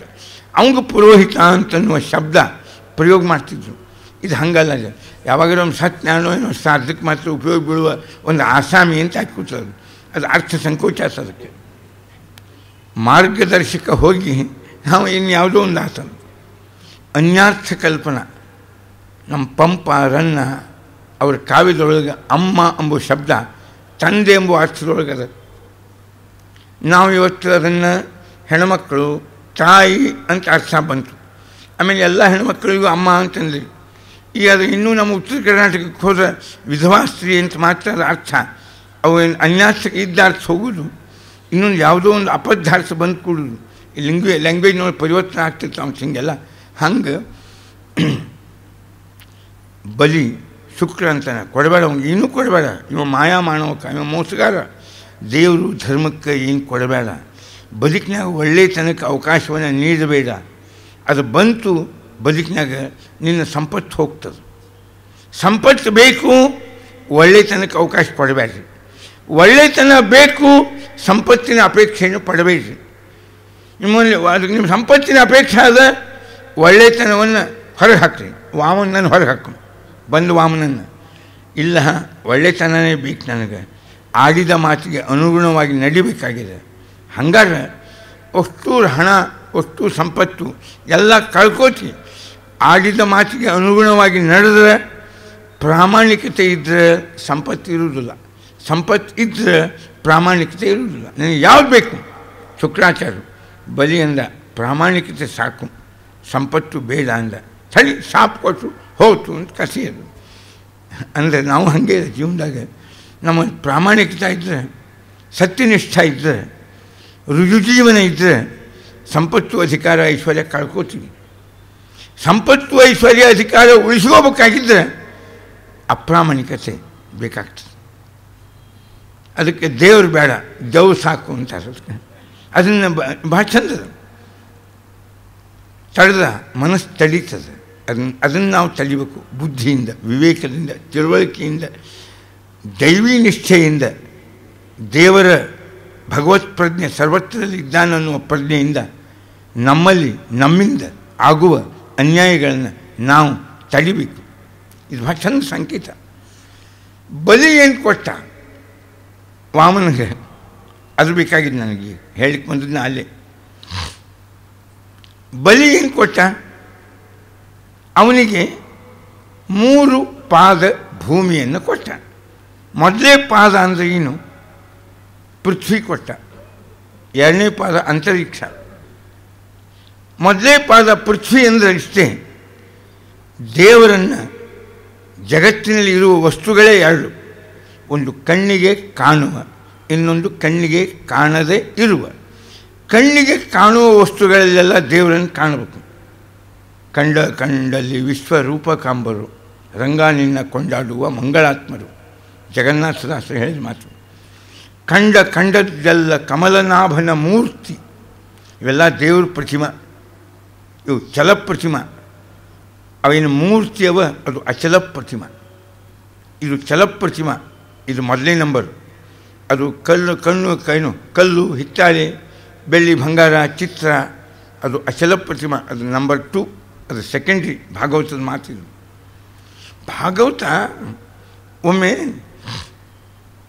ಒಂದು 35 ವರ್ಷದಿಂದ ನಾನು ಮುಂಬೈ ಕಲಿಕ್ಕಿದ್ದಾಗ ಜಾಂಗೇಂದ್ರ ಒಂದು ಭಾಷಣ ಇತ್ತು. ಜಾಂಗೇಂದ್ರ ಗೊತ್ತು, ನಮ್ಮ ಕಮ್ಯುನಿಸ್ಟ್ ಜನಕ ಶ್ರೀಪಾದ್ ಅಮೃತ ಜಾಂಗೇಂದ್ರ ಭಾಷಣ ಇತ್ತು. ಜಾಂಗೇಂದ್ರ ನೋಡ್ರಿ, ಸಮಾಜದ ಆರ್ಥಿಕ ಸ್ಥಿತಿ ಸರ್ಕಾರದ ಕೈಯಾಗಿರ್ಬೇಕು. ಯಾರು ಏನು ಗಳಿಸಿದ್ರು ಅದು ಸರ್ಕಾರದ ಸಂಪತ್ತು. ಇದು ನಮ್ಮದಲ್ಲ, ಇದು ಭಾರತದ ಮೂಲಭೂತ ವಿಚಾರ ಅಂದ. ಯಾವ ಶ್ಲೋಕ ಕೋಟ್ ಮಾಡಿದ್ದಾವ ಅಂದರೆ ಭಾಳ ಚಂದದ. ಅವನ ಪುಸ್ತಕದಾಗ ಈಗೂ ದ ಭಾರತ್ ಅಂಥೇಳಿ ಅವನ ಪುಸ್ತಕದ ಜಾಂಗೀನ್ ಭಾಗವತ ಶ್ಲೋಕ ರೀ. ಇದು ಕಮ್ಯುನಿಸಮ್ ಹೇಳಿದಂತ ನೀವು ಗಾಬರಿಯಾಗಿದ್ದೀರಿ ಎಲ್ಲರೂ. ಮತ್ತು ಹೇಳ್ಯದ ಎಷ್ಟು ಚಂದ ಹೇಳ್ಯದ. ನಿಮಗೆ ಜೀವನದಾಗ ಎಷ್ಟು ಸಂಪತ್ತನ್ನು ಸಂಪಾದನೆ ಮಾಡಲಿಕ್ಕೆ ಅಧಿಕಾರ ಅದ? ನಮ್ಮ ಸರ್ಕಾರ, ನಮ್ಮ ಸಮಾಜ, ಇದರ ಮಧ್ಯದಲ್ಲಿ ನೀವು ಎಷ್ಟು ಸಂಪತ್ತನ್ನು ಸಂಪಾದನೆ ಮಾಡಬಹುದು? ಒಬ್ಬೊಬ್ಬ ವ್ಯಕ್ತಿ ಮ್ಯಾಕ್ಸಿಮಮ್ ಯಾವದ್ ಭ್ರಿಯೇತ ಜಠರಂ ತಾವತ್ ಸ್ವತ್ವಂ ಹಿ ದೇಹಿನಾಂ ಅಧಿಕಂ ಯೋ ಅಭಿಮನ್ಯೇತ ಸಸ್ತೇನಃ ದಂಡಮರ್ಹತಿ. ಯಾವದ್ ನಿಮ್ಮ ವೈಯಕ್ತಿಕವಾದ ಅವಶ್ಯಕತೆಗಳು ಎಷ್ಟವನೋ, ಅನಿವಾರ್ಯತೆ ಎಷ್ಟಿದೆಯೋ ಅದಕ್ಕನುಗುಣವಾಗಿ ಅಷ್ಟಕ್ಕೆ ಬೇಕಾಗುವಷ್ಟೇ ಸಂಪಾದನೆ ಮಾಡಲಿಕ್ಕೆ ನಿಮಗೆ ಅಧಿಕಾರ. ಅಧಿಕಂ ಸಂಗ್ರಹಕ್ಕಾಗಿ ನೀವು ಮತ್ತೆ ಪ್ರವೃತ್ತಿಯನ್ನು ಹೊಂದಿದರೆ ಸಾಮಾಜಿಕವಾಗಿ ನೀವು ಮಹಾ ಕಳ್ಳರು. ಇದು ಲೋಕಾಯುಕ್ತ ಪದ್ಧತಿ. ಅವತ್ತು ಭಾಗವತ ಹೇಳಿದ್ರು, ನಿಮಗೆಲ್ಲರಿಗೂ ಎಷ್ಟು ಸಂಪಾದನೆ ಮಾಡಲಿಕ್ಕೆ ಅಧಿಕಾರ? ನಿಮ್ಮ ಹೊಟ್ಟೆ, ನಿಮ್ಮ ಪರಿವಾರದ ಹೊಟ್ಟೆ, ನಿಮ್ಮ ಅವಶ್ಯಕತೆ, ನಿಮ್ಮ ಬೇಕು ಬೇಡುಗಳಿಗೆ ಎಷ್ಟು ಬೇಕು ಅಷ್ಟು ಗಳಿಸ್ಲಿಕ್ಕೆ ಎಲ್ಲರಿಗೂ ಅಧಿಕಾರ. ಇದನ್ನು ಬಿಟ್ಟು ಮುಂದಿನ ಜನ್ರೇಷನು, ನಮ್ಮ ಮಕ್ಕಳು ಮರಿಮಕ್ಕಳು ಅವರೆಲ್ಲ ಸೈಟ್ ಮಾಡ್ಬೇಕು, ನಾನು ಮುಂದೇನಾಗ್ತಾರೋ ಯಾರಿಗೆ ಗೊತ್ತು ಅಂತ ನೀವು 10-20 ಜನ್ರೇಷನ್ಗೆ ಮಾಡುವಷ್ಟು ದೃಷ್ಟಿ ಇಟ್ಕೊಂಡ್ರೆ ವರ್ತಮಾನ ಜನ್ರೇಷನ್ ಉಪವಾಸ ಕೂಡಬೇಕಾಗ್ತದೆ. ನಿಮ್ಮ ಪರಿವಾರದ ಮುಂದಿನ ಜನ್ರೇಷನ್ ಎಲ್ಲ ತಿನ್ಕೊಂಡು ಕೂಡಬೇಕಾಗ್ತದೆ. ನೀವು ಸಾಮಾಜಿಕವಾಗಿ ಮಹಾ ಕಳ್ಳರು. ನಿಮಗೆ ಶಿಕ್ಷಾ ಕೊಡಬೇಕು. ಸಹ ಸ್ಥೇನಃ ದಂಡಮರ್ಹತಿ. ಇದು ಭಾಗವತ ಹೇಳ್ತದೆ. ಭಾಗವತ ಮಾನವೀಯ ದೃಷ್ಟಿ ಧರ್ಮ ಅಂದರೆ ಏನು? ಏತಾವಾನ್ ಪೌರುಷೋ ಧರ್ಮ ಯತ್ ಆರ್ತಾನ್ ಅನುಕಂಪಸೆ. ಒಬ್ಬ ಕನ್ನಡದಾಗ ನಾವು ಓದು ಮುಂದೆ ಒಂದು ಕಾವ್ಯ ಬರೆದಿದ್ದ, ಜಗದ ಅಳುವು ನನಗಿರಲಿ, ಜಗವು ನಗು ನಗುತ್ತಿರಲಿ. ಜಗತ್ತಿನ ಅಳುವು ನನಗಿರಲಿ, ಜಗತ್ತೆಲ್ಲ ನಗು ನಗುತ್ತಿರಲಿ. ಅವ್ನು ಕನ್ನಡದಾಗ ಹೇಳಿದ, ಅವ್ರಿಗೆ ಪ್ರಶಸ್ತಿ ಬಂತು. ಭಾಗವತ ಹೇಳಿದ ಕೇಳೋರ ಗತಿ ಇಲ್ಲ ಇದಕ್ಕೆ ಅಲ್ಲ. ಕೇಳೋರ ಗತಿ ಅಂದರೆ ಭಾಗವತ ಖರೇನ ಧರ್ಮ ಅಂದರೆ ಏನು? ಅದು ಆರ್ತಾನ್ ಅನುಕಂಪಸೆ. ಆರ್ತರು ಕಷ್ಟದೊಳಗೆ ಆಪತ್ತಿನೊಳಗೆ ಯಾರಿದ್ದಾರೆ ಅವ್ರಿಗೇನು ಒಂದು ಅನುಕಂಪ ತೋರಿಸ್ತೀರಿ, ಇದು ನಿಜವಾಗಿರ್ತಕ್ಕಂತಹ ಮತ್ತು ಧರ್ಮ ಅಂತ. ರಂತಿದೇವ್ ಬರ್ತಾನಿಲ್ಲಿ, ಮಹಾನುಭಾವ ಪರಮಾತ್ಮ, ನೀನು ನನಗೆ ಅದೇನೋ ಮೋಕ್ಷ ಪಾಕ್ಷ, ನಾನು ಬೇಡ ಮಾರಾಯ, ನಿನ್ನ ಮೋಕ್ಷ ಬೇಡ, ನಿನ್ನ ಸ್ವರ್ಗ ಬೇಡ, ಏನೂ ಬೇಡ, ಮತ್ತು ಏನು ಬೇಕು ನಿನಗೆ? ನನಗೆ ಆರ್ತಿನ ಕಷ್ಟದಲ್ಲಿ ಆಪತ್ತಿನಲ್ಲಿ ಸಿಲುಕಿದ ಜನರ ಕಣ್ಣೀರನ್ನು ಒರೆಸುವ ಒಂದು ಅವಕಾಶ ಕೊಡು, ನನಗೆ ಇದೇ ಸಾಕು ಅಂತ ಸ್ವಚ್ಛ ದೇವರು ಮೋಕ್ಷ ಕೊಡ್ತೀನಿ ಅಂತ ಎದುರಿಗೆ ಬೇಡಿದರೆ ನನಗೆ ನಿನ್ನ ಮೋಕ್ಷ ಬೇಡ, ನಿನ್ನ ಸ್ವರ್ಗನೂ ಬೇಡ, ಇವು ಯಾವ ಬೇಡ ನನಗೆ ಅನ್ಕಸ. ನನಗೆ ಜಗತ್ತಿನ ಸಾಮಾನ್ಯರ ಕಷ್ಟಗಳನ್ನು ಪರಿಹಾರ ಮಾಡುವ ಒಂದು ಅವಕಾಶ ನನಗೆ ಒದಗಿಸಿಕೊಡು. ಭಾಗವತದ ದೃಷ್ಟಿ ಎಲ್ಲ ಪ್ರಾಣಿಗಳನ್ನು ಕೊಲ್ಲಬೇಡ್ರಿ, ಮಕ್ಕಳಂತೆ ಹಾವು ಚೋಳಿಸ್ಲಿಕ್ಕೆ ಸಾಕ್ರಿ ಅಂತ ಹೇಳಿ ಆತ್ಮನಃ ಪುತ್ರವತ್ ಪಶ್ಯೇತ್. ಯಾರು ನಮ್ಮ ಮಕ್ಕಳಂತೆ ಕಾಣಬೇಕು ಎಲ್ಲ ಜಗತ್ತಿನ ಪ್ರಾಣಿಗಳನ್ನು. ಅದಕ್ಕೆ ಗೋಹತ್ಯೆ ಮಾಡಬಾರ್ದು ಅಂದರೆ ಅವ್ರು ಮಾಡಿ ಬಂದರೆ ನಾವು ಮಾಡೇ ತೀರ್ತೀವಿ ಅಂತ. ಏನು ಹಿಂಗೆ ಅನ್ನೋದು ಅಂದರೆ ಇಲ್ಲಿ ಭಾಳ ಚಂದ ಹೇಳೋದು, ಹಾವು ತೋರಿಸೋದಕ್ಕೆ ಕೊಲ್ಲಿಕ್ಕೆ ಹೋಗಬೇಡ, ಅವು ನಿಮ್ಮ ಮಕ್ಕಳೇ. ಜೀವನದಾಗ ನಿಮಗೆ ಹಂಗೆ ಇಲ್ಲಿ ಬದುಕಲಿಕ್ಕೆ ಅಧಿಕಾರ ಅದ, ಹಂಗೆ ಜಗತ್ತಿನ ಎಲ್ಲರಿಗೂ ಕೂಡ ಬದುಕಲಿಕ್ಕೆ ಅಧಿಕಾರ ಅದ. ನಿಮ್ಮ ಸುಖ ಇನ್ನೊಬ್ಬರ ಸುಖಕ್ಕೆ ವಿರೋಧಿ ಆಗಬಾರ್ದು. ನಿಮ್ಮ ಪ್ರತಿಷ್ಠೆ, ನಿಮ್ಮ ದೊಡ್ಡಿಸ್ತಿಕೆ, ನಿಮ್ಮ ಬೆಳವಣಿಗೆ ಇನ್ನೊಬ್ಬರ ಮತ್ತು ಅವನತಿಗೇನೆ ಕಾರಣವಾಗುವುದಿದ್ದರೆ ಅಂಥ ಬೆಳವಣಿಗೆ ಅಲ್ಲ ಅದು ಅನ್ನುವ ದೃಷ್ಟಿ ಭಾಗವತ ಕೊಡ್ತದೆ. ಹಂಗೆ ದೇವರಿಗೆ ಏನು ಕೊಟ್ಟ? ಪೃಥ್ವಿ, ಅಪ, ತೇಜ, ಕಣ್ಣಿಗೆ ಕಾಣುವ ವಸ್ತುಗಳು. ಇಲ್ಲೆಲ್ಲ ದೇವರನ್ನು ಕಂಡ. ಇದು ಮೊದಲೇದ್ದು ಪೃಥ್ವಿ ದಾನ ಮಾಡಿದ ಅಂತ. ಎರಡನೇದ್ದು ಅಂತರಿಕ್ಷ, ಎರಡು ಕಣ್ಣಿಗೆ ಕಾಣಿಸೋದಿಲ್ಲ, ಅನುಭವಕ್ಕೆ ಬರ್ತಾವೆ. ವಾಯು, ಆಕಾಶ, ಅವು ಎರಡನ್ನೂ ದೇವರಿಗೆ ದಾನ ಮಾಡಿದ. ಯಾರು? ಬಲಿರಾಜ. ಎರಡನೇದ್ದದು ಮೂರ್ತ, ಅದು ಅಮೂರ್ತ. ಇವೆಲ್ಲರಲ್ಲಿಯೂ ದೇವರನ್ನು ಕಾಣುವ ಒಂದು ದೊಡ್ಡ ದೃಷ್ಟಿ, ಇದು ಆಧ್ಯಾತ್ಮಿಕ ದೃಷ್ಟಿ. ಇದು ಬಲಿ ದೇವರಿಗೆ ಕೊಟ್ಟ. ಅಂದರೆ ಯಾವಾಗಲೂ ಕಣ್ಣಿಗೆ ಕಾಣುವ ಯಚ್ಚಕಿಂಚಿತ್ ಜಗತ್ ಸರ್ವಂ ದೃಶ್ಯತೆ ಶ್ರೂಯತೆ ಪಿವ ಅಂತರ್ಬಹಿತ್ಯ ತತ್ಸರ್ವಂ, ಎಲ್ಲ ಪೂರ್ಣ ಭಗವಂತಿದ್ದಾನೆ ಅಂತ ಕಾಣೋದು. ಜಗತ್ತೇ ದೇವರ ಪ್ರತಿಮಾ. ಇದು ಆಧ್ಯಾತ್ಮಿಕ ಉನ್ನತಿ. ಇದನ್ನು ಬಲಿ ತನ್ನ ಕಾರ್ಯದಿಂದ ತೋರಿಸಿದ. ಅಲ್ಲಿ ಯಾವಾಗಲೂ ದೇವರನ್ನು ಕಂಡ. ದೇವರೇನು ತೋರಿಸಿದ? ನೀವೇನು ಕೊಡ್ತೀರಿ ನನಗೆ, ನಿಮ್ಮದಲ್ಲ, ನಾನು ನಿರ್ಮಾಣ ಮಾಡಿದ್ದು. ನೀವೇನು ನಿರ್ಮಾಣ ಮಾಡಿರಿ? ದೇಹ ನಾನು ನಿರ್ಮಾಣ ಮಾಡಿ ಕೊಟ್ಟಿದ್ದು. ಆಯುಷ್ಯ, ಐಶ್ವರ್ಯ, ಸಂಪತ್ತು, ವಿದ್ಯಾ, ಬುದ್ಧಿ, ಪ್ರಪಂಚ, ಗ್ಯಾಲಕ್ಸಿ, ಸೂರ್ಯ, ಚಂದ್ರ, ಖಗೋಳ, ಭೂಗೋಳ, ಇಂಥ ಧಾತುಗಳು, ಗಣಿಗಾರಿಕೆ, ಗಣಿಯೊಳಗೆ ಅವನು ನಿರ್ಮಾಣ ಮಾಡಿದ್ದಿಲ್ಲ. ಕಬ್ಬಣ ಅಂದರೆ ಮತ್ತು ಇವರೇನು ಮಾಡ್ತಿದ್ರು? ಗಣಿಗಾರಿಕೆ. ಏನು ಗಂಡ ಪೇಪರ್ ತುಂಬ ಗಣಿ ಗಣಿ ಗಣಿ. ಏನು ಗಣಿ? ಗಣಿ ಅಲ್ಲ, ಧಣಿ ಅಲ್ಲ. ಅವನು ಧಣಿ, ಅವ ಗಣಿ ತೊಗೊಂಡವ್ರು ಇವರು. ಈ ಗಣಿಯೊಳಗೆ ಕಬ್ಬಣ ನಿರ್ಮಾಣ ಮಾಡಿದವ ಯಾರು? KGFನೊಳಗೆ ಬಂಗಾರ ನಿರ್ಮಾಣ ಮಾಡಿ ಇಟ್ಟವ ಯಾರು? ಭಗವಂತ. ಅದೇ ಜನ್ಮಾದ್ಯಸ್ಯ ಯತಃ. ಅವ ಮಾಡಿದ್ದಿಲ್ಲ ಎಲ್ಲ ಪ್ರಪಂಚವನ್ನು ನಿರ್ಮಾಣ ಮಾಡಿದವ ಅವ.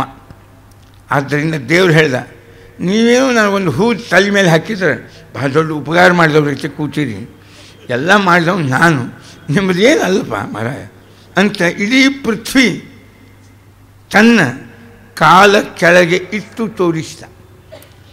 ಕಾಲು ದೊಡ್ಡದು, ಕೊಟ್ಟ ಪೃಥ್ವಿ ಸಣ್ಣದು. ನಾವು ದೇವ್ರಿಗೆ ಕೊಟ್ಟಿದ್ದು ಭಾಳ ಅಲ್ಪ ಇರ್ತದೆ, ದೇವ್ರು ನಮಗೆ ಕೊಟ್ಟಿದ್ದು ಹೆಚ್ಚಿರ್ತದೆ. ದೇವ್ರು ಭಾಳ ಕೊಟ್ಟಾನೆ ನಮಗೆ, ಅದ್ರಾಗ ಒಂದು ಸ್ವಲ್ಪ ಕೊಡ್ತೀವಿ ನಾವು ಅಷ್ಟೇ. ದೇವರು ಮುಂಜಾನೆ ಸಂತನಕ ಬಳಸಲಿಕ್ಕೆ ಬೇಕಾಗುವಷ್ಟು ನೀರು ಕೊಡ್ತಾನೆ, ನಾವು ಯಾರೋ ಒಂದು ಅಭಿಷೇಕ ಅಂತ ಒಂದೆರಡು ಸೌಟು ಅಥವಾ ಅರ್ಘ್ಯ ಅಂತೀನೋ ಒಂದೆರಡು ಸೌಟ್ ಕೊಡ್ತೀವಿ ಅಷ್ಟೇ. 2 ಸೌಟ್ ಕೊಡೋರು ನಾವು, 2 ಅಲ್ಲ ಮನೆ ತುಂಬ ನೀರು ಕೊಡೋನು ದೇವರು. ಅವ ಕೊಟ್ಟಿದ್ರ ಮುಂದೆ ನಾವೇನು ಕೊಡ್ತೀವಿ ಅವನಿಗೆ? ನಾವು ಬಳಸೋದು ಹೆಚ್ಚು, ಅವನು ಕೊಟ್ಟಿದ್ದನ್ನು ಅವನಿಗೆ ಕೊಡೋದು ಕಡಿಮೆ. ಅದನ್ನು ದೇವರಿಂದ ಇದೆಲ್ಲ ನಂದು, ನಿಂದಲ್ಲ, ನೀನು ನಿರ್ಮಾಣ ಮಾಡಿದ್ದಲ್ಲ ಅನ್ನಲಿಕ್ಕೆ ತನ್ನ ಕಾಲಿನ ಕೆಳಗೆ ಇಡೀ ಪೃಥ್ವಿಯನ್ನು ಇಟ್ಟು ತೋರಿಸಿದ ದೇವರು. ಅಂತರಿಕ್ಷದ ಆಕಾಶ, ಗ್ಯಾಲಕ್ಸಿ, ಸೂರ್ಯ, ಚಂದ್ರ ಇಷ್ಟೆಲ್ಲ ಅದಲ್ಲ ಅಂದ ಮನುಷ್ಯ, ಇದು ನಾನೇ ನಿರ್ಮಾಣ ಮಾಡಿದ್ದು, ನಿಮ್ಮದಲ್ಲ ಅಂತ ಅದನ್ನು 2ನೇ ಕಾಲು ಅದನ್ನು 2ನೇ ಪಾದದ ಅಡಿಯಲ್ಲಿ ಇಟ್ಟು ತೋರಿಸಿದ, ಇದು ನಂದೇ ಎಂದ. ಮನುಷ್ಯ ಅಂದ, ಈ ಭೂಮಿಯೊಳಗೆ ಏನದ ಕಂಡು ಹಿಡಿಯೋದು ನನ್ನ ತಲೆ, ಆಕಾಶದಾಗ ಏನದ ಕಂಡು ಹಿಡಿಯೋದು ನನ್ನ ತಲೆ, ನನ್ನ ಬುದ್ಧಿ. ಇಡೀ ಜಗತ್ತಿನ ಉಪಯೋಗವನ್ನು, ಇದರ ಅಭಿವೃದ್ಧಿಯನ್ನು, ಇದರ ಸಮೃದ್ಧಿಯನ್ನು ಕಂಡು ಹಿಡಿದು ಮಾಡಿದ ನಿರ್ಮಾಣ ನೀ ಮಾಡಿರಬಹುದು, ಅದನ್ನು ಕಂಡು ಹಿಡಿದು ಅದರ ಉಪಯೋಗ, ಅದರ ಪ್ರಯೋಜನ ಜಗತ್ತಿಗೆ ಮಾಡಿದವನು ನಾನು ಅಂತಂದ ಮನುಷ್ಯ. ದೇವ್ರ ಕಡೆಗೆ ತಲೆ ಮೇಲೆ ಕಾಲಿಟ್ಟು ಬಿಟ್ಟಾತು. ಇದು ಯಾರಿಗೆ ನಾ ಕೊಟ್ಟೀನಿ ಅವರಿಗದ ಈ ಬುದ್ಧಿ. ಎಲ್ಲಿ ತನಕ ಕೊಟ್ಟಿದ್ದೇನೆ ಅಲ್ಲಿವರೆಗೂ ಇರ್ತದೆ ಈ ಬುದ್ಧಿ. ಯಾವಾಗ ಕಸಗೋತೀನಿ ಒಬ್ಬರಿಗೂ ಈ ಬುದ್ಧಿ ಇರೋದಿಲ್ಲ. ನಿಮ್ಗೆ ಗೊತ್ತಿದ್ದು ಉದಾಹರಣೆ ಹೇಳ್ತೀನಿ ನಾನು. ಈ ವಾಮನಾವತಾರದಾಗ ಬಲಿ ತಲೆ ಮೇಲೆ ದೇವ್ರ ಕಾಲಿಟ್ಟ ಅಂಬುದು ಅಲ್ಲಿ ಕೇಳಿದ್ವಿ, ನೀವು ನೋಡ್ಬೋದು. ಅದು ನಾನೀ ಪಾಲ್ಖಿವಲ್ಲ ಒಂದು ಭಾಷಣ ಮಾಡಿದ್ದಾರೆ, ನಾವು ಅಲ್ಲಿದ್ದಾಗ ನೋಡ್ತಿದ್ವಿ. ಬಜೆಟ್ಟು 5:30 ಮುಗೀತಿತ್ತು, ಅದು 2:30 ಶುರುವಾಗಿ 3:30 4ಕ್ಕೆ ಬಜೆಟ್ ಮುಗಿಬೇಕು ಭಾಷಣ ಲೋಕಸಭಾದಾಗ. 6:30ಗೆ ಪಾಲ್ಖಿವಲ್ಲ ಅಲ್ಲಿ ನಮ್ಮ ಮುಂಬೈ ಒಳಗೆ ಮಂತ್ರಾಲಯ ಅಂತದ, ಅಂದರೆ ಈ ವಿಧಾನಸೌಧಕ್ಕೆ ಮಂತ್ರಾಲಯ ಅಂತಾರೆ, ಅಲ್ಲಿ ಮಂತ್ರಿಗಳ ಆಲಯ, ಅದಕ್ಕೆ ಮಂತ್ರಾಲಯ ಅಂತ ಇನ್ನೊಂದು ಹೆಸರು ಇಟ್ಕೊಂಡು ಅದು ಎಲ್ಲಿಗೊಂದು CCI ಗ್ರೌಂಡ್ಸ್ ಅಂತವ. ₹1 ಆಗಿನ ಕಾಲಕ್ಕೆ 35-40 ವರ್ಷದ ಹಿಂದೆ 1,00,000 ಮಂದಿ ಸೇರ್ತಿತ್ತು ಅವನ ಬಜೆಟ್ ಮೇಲೆ. ಅವನ ಭಾಷಣ ಕೇಳೋದಕ್ಕಿಂತ ಅದರ ಪರಿಣಾಮ ಏನು ಅಂತ ಹೇಳೋದ್ರ ಜೊತೆಗೆ ಅವನ ಮೆಮೊರಿ ಪವರ್ ಕೇಳಬೇಕಾಗಿತ್ತು ನಾವು. ಐ ಕೋಟ್ ಅಂತ ಹೇಳ್ಬೇಕವ. ಇದು ಇಂಥ ಕಾನ್ಸ್ಟಿಟ್ಯೂಷನ್, ಇಂಗ್ಲೆಂಡದ ಕಾನ್ಸ್ಟಿಟ್ಯೂಷನ್ ಈ ಪುಟದಾಗ ಹಿಂಗೆ ಬರೆದಾರ. ಇವತ್ತಿನ ನಮ್ಮ ಬಜೆಟ್ಟು ಅದಕ್ಕೆ ವಿರುದ್ಧದ, ಇದಕ್ಕೆ ಅನುಕೂಲದ. ಜಗತ್ತಿನ ಎಷ್ಟು ದೇಶವ ಅವ್ರದ್ದೆಲ್ಲನೂ ಏನೇನೇನೇನೇನೇನವ ಏನು ಆ ಕಾನ್ಸ್ಟಿಟ್ಯೂಷನ್ಗಳು ಎಲ್ಲ ವ್ಯಕ್ತಿಗೆ ಪುಟ, ವಾಕ್ಯ, ಪಂಕ್ತಿ, ಲೈನ್ ಸಹಿತ ಬಾಯ್ ಫಾಟ್.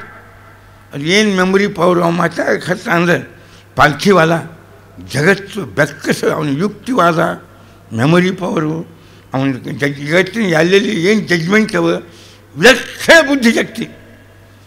ಕೊನೆಗೆ ತನ್ನ ಹೆಂಡತಿ ಮಕ್ಕಳು ಯಾರು, ತನ್ನ ಪರಿವಾರ ಯಾರು, ತನ್ನ ಬೇಕಾದವರು ಯಾರು ಗುರುತು ಹಿಡಲಿಕ್ಕೆ ಆಗ್ತಿದ್ದಿಲ್ಲ ಆ ವ್ಯಕ್ತಿಗೆ. 4 ವರ್ಷ ಹಿಂಗೆ ಆಚೆ ಪಾಲ್ಖಿವಾಲ ನಾನೇ ಬರೋದು. ಬಜೆಟ್ ತಗೊಂಡು ಯಾರೋ ಟೈಪ್ ಮಾಡಿ ಕೊಟ್ಟಿದ್ದನ್ನು ಓದ್ರಿ ಎಂದರು TV ಅವರು, ಓದಲಿಕ್ಕೆ ಬರಲಿಲ್ಲ ಆ ವ್ಯಕ್ತಿಗೆ. ಅವತ್ತಿನ ಪಾಲ್ಖಿವಾಲನೂ ಇವರೇ. ಇವತ್ತಿನ ಪಾಲ್ಖಿವಾಲ ಅದು ಏನು ಮೆಮೊರಿ ಪವರು, ಅದಕ್ಕೆ ಕೆಲವರು ಡಾಕ್ಟರ್ಸ್ನ ಕೇಳಿ ಹಿಂಗ್ಯಾಕೆ ಆಗ್ಯಾರಂತ. ಯಾರು ತಲೆಗೆ ಭಾಳ ಶ್ರಮ ಕೊಡ್ತಾರೆ ಅವ್ರಿಗೆ ಹಿಂಗೆ ಆಗ್ತದೆ. ಅದಕ್ಕೆ ಬರೋಬ್ಬರು ಮಾಡಿ ನಾವು ಗುಣ ಆಗಿವಿ. ಯಾಕೆ ನಾವು ತಲೆ ಚರ್ಚೆ ಮಾಡೋದಿಲ್ಲ. ನಾವು ಭಾಳ ಓದಿದ್ರೆ, ಭಾಳ ಬರೆದ್ರೆ ಹಿಂಗೆ ಆಗ್ತಂತೆ, ವೀಕ್ ಆಗ್ತಂತೆ, ಬ್ರೈನ್ ವೀಕ್ ಆಗ್ತದಂತೆ. ಅದಕ್ಕೆ ವೃದ್ಧಾಪ್ಯದವ್ರು ಹಿಂಗೆ ಆಗ್ತಂತೆ. ಅವತ್ತಿನ ನಾವು ಗಾಬರಿ ಆದ್ವಿ. ಜನ್ಮದಾಗ ಬ್ರೈನ್ ಖರ್ಚೆ ಮಾಡೋದು ಬೇಡ ಅಂತ. ಯಾಕೆ ಪಾಲ್ಖಿವಲ್ಲ ನಂಗಾದ್ರೆ ಆಶ್ಚರ್ಯ. ಇನ್ನೊಂದು ವಾಮನಾವತಾರ ಕಥೆ ಹೇಳ್ತೀನಿ ನಿಮಗೆ. ಕಾರಂತರನ ಕೊನೆಯ 2-3 ವರ್ಷ ಹೀಗೆ ಆಗಿತ್ತು. ಕಾರಂತರ ಸಾಲಿ ಕಲೀಲಿಲ್ಲ. ಅದರ ಜಗತ್ತಿನಾಗ ಅವ್ರ ಬುದ್ಧಿ ಅಂತ ಬುದ್ಧಿನೇ ಯಾರಿಗೂ ಇರಲಿಲ್ಲ. ಏನು ವಿಲಕ್ಷಣ ಬುದ್ಧಿವಂತ. ಏನು ಅವರು ಮಾಡಿದಂಥ ಅವರೇನು ವಿಜ್ಞಾನ ಪ್ರಪಂಚ ಇತ್ಯಾದಿಗಳು ಏನು 1-2 ಕಾರಂತರ ಬುದ್ಧಿನೇ ಬುದ್ಧಿ. ಕೊನೆಗೆ 4-5 ವರ್ಷ ಏನಿದ್ದಿದ್ದಿಲ್ಲ. ಗೌರ್ಮೆಂಟ್ ಒಬ್ಬ KS ಆಫೀಸರ್ ನೇಮಿಸಿತ್ತು. ನೀವು ಅವ್ರನ್ನ ಕಾಲಕ್ಕೆ ತಕ್ಕಂತೆ ಅದೇನು ಚಹಾನೋ ಪಹಾನೋ ಏನು ಕೊಡೋದು ಅವ್ರು ಕೊಡ್ತಿದ್ರು, ಬಿಸ್ಕಿಟ್ ಇವನ್ನೆಲ್ಲ. ಇವೆಲ್ಲ ನೋಡಿದ್ರೆ ಏನು ಇದೇ ವಾಮನಾವತಾರ, ಇದೇ ಭಾಗವತದ ಕಥೆ. ಇವೆಲ್ಲ ದೇವರು ಯಾವಾಗ ಯಾರಿಗೆ ಬುದ್ಧಿ ಕೊಟ್ಟಾನ ಆ ಬುದ್ಧಿ ಅಷ್ಟು ಪರಿಪಕ್ವವಾಗಿ ಕೆಲಸ ಮಾಡ್ತದೆ. ಅದಕ್ಕೆ ತಲೆ ಮೇಲೆ ಕಾಲಿಟ್ಟು ತೋರಿಸಿದ ದೇವರು ನಾ ಕೊಟ್ಟವರಿಗೆ ಬುದ್ಧಿ ಅದ, ಕೊಟ್ಟಾಗದ ಕಸ್ಕೊಂಡಾಗ ಇವ್ರ ಬುದ್ಧಿ ಎಲ್ಲ ಹೆಂಗಾಯ್ತು ನೋಡಿ ಜಗತ್ತಿನಾಗಿನ ತಿಂಥದ್ದು. ನಾವು ಭಾಳ ಹೆಮ್ಮೆ ಪಡೋ ಕಾರಣ ಇಲ್ಲ. ಅದಕ್ಕೆ ದೇವ್ರು ಏನು ತೋರಿಸಿದ, ತಲೆ ಮೇಲೆ ಕಾಲಿಟ್ಟು ನಿಮ್ಮ ಏನು ತಲೆಯಾಗ ಬುದ್ಧದ ಅದ್ರ ಮೇಲೆ ನಿಮಗೆ ಭಯಂಕರ ಅಭಿಮಾನ ಇರಲಿ, ತಪ್ಪಲ್ಲ.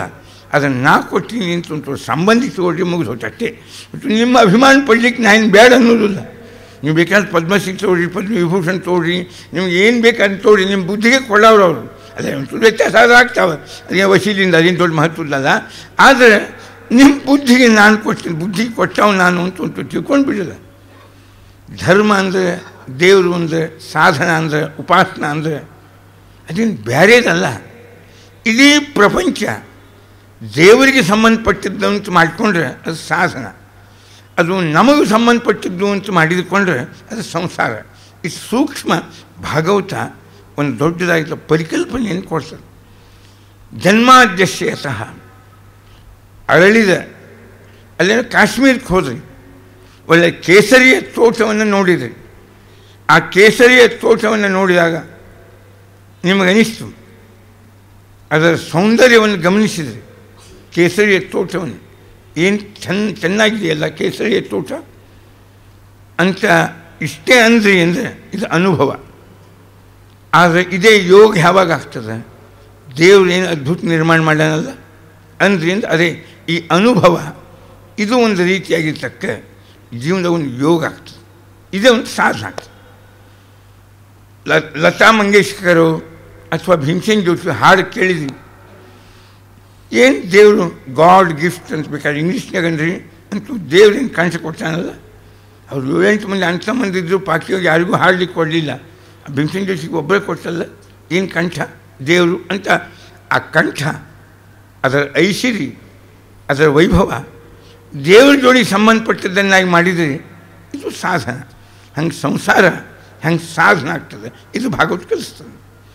ಜಗತ್ತಿನ ಪ್ರತಿಯೊಂದು ಅನುಭವ, ಎಷ್ಟು ಹೂಗಳು ಹಣ್ಣುಗಳು, ಒಂದು ಹಣ್ಣು ತಿಂತೀರಿ, ಆ್ಯಪಲ್ ಅಂತೀರಿ, ಹಾಲು ಕುಡಿತೀರಿ, ಅಲ್ಲ ಅದು ಏನು ದನ ಆಕಳು ತಿಂದದ್ದೇನು ಹಸಿರು ಹುಲ್ಲು, ಬಂದದ್ದೇನು 5 ಜೀವನ ಸತ್ವಗಳನ್ನು ಒಳಗೊಂಡ ಬಿಳಿಯಾದ ಹಾಲು, ತಿಂದದ್ದು ಹಸಿರು ಹುಲ್ಲು, ಆದದ್ದು ಹಸಿರು ರಸ, ಅದರ ಹೊರಗೆ ಬಂದದ್ದು ಅತ್ಯುತ್ತಮವಾದ ಪೌಷ್ಟಿಕವಾದ ಹಾಲಿನ ಬಿಳಿಯಾದ ರೂಪದಲ್ಲಿ.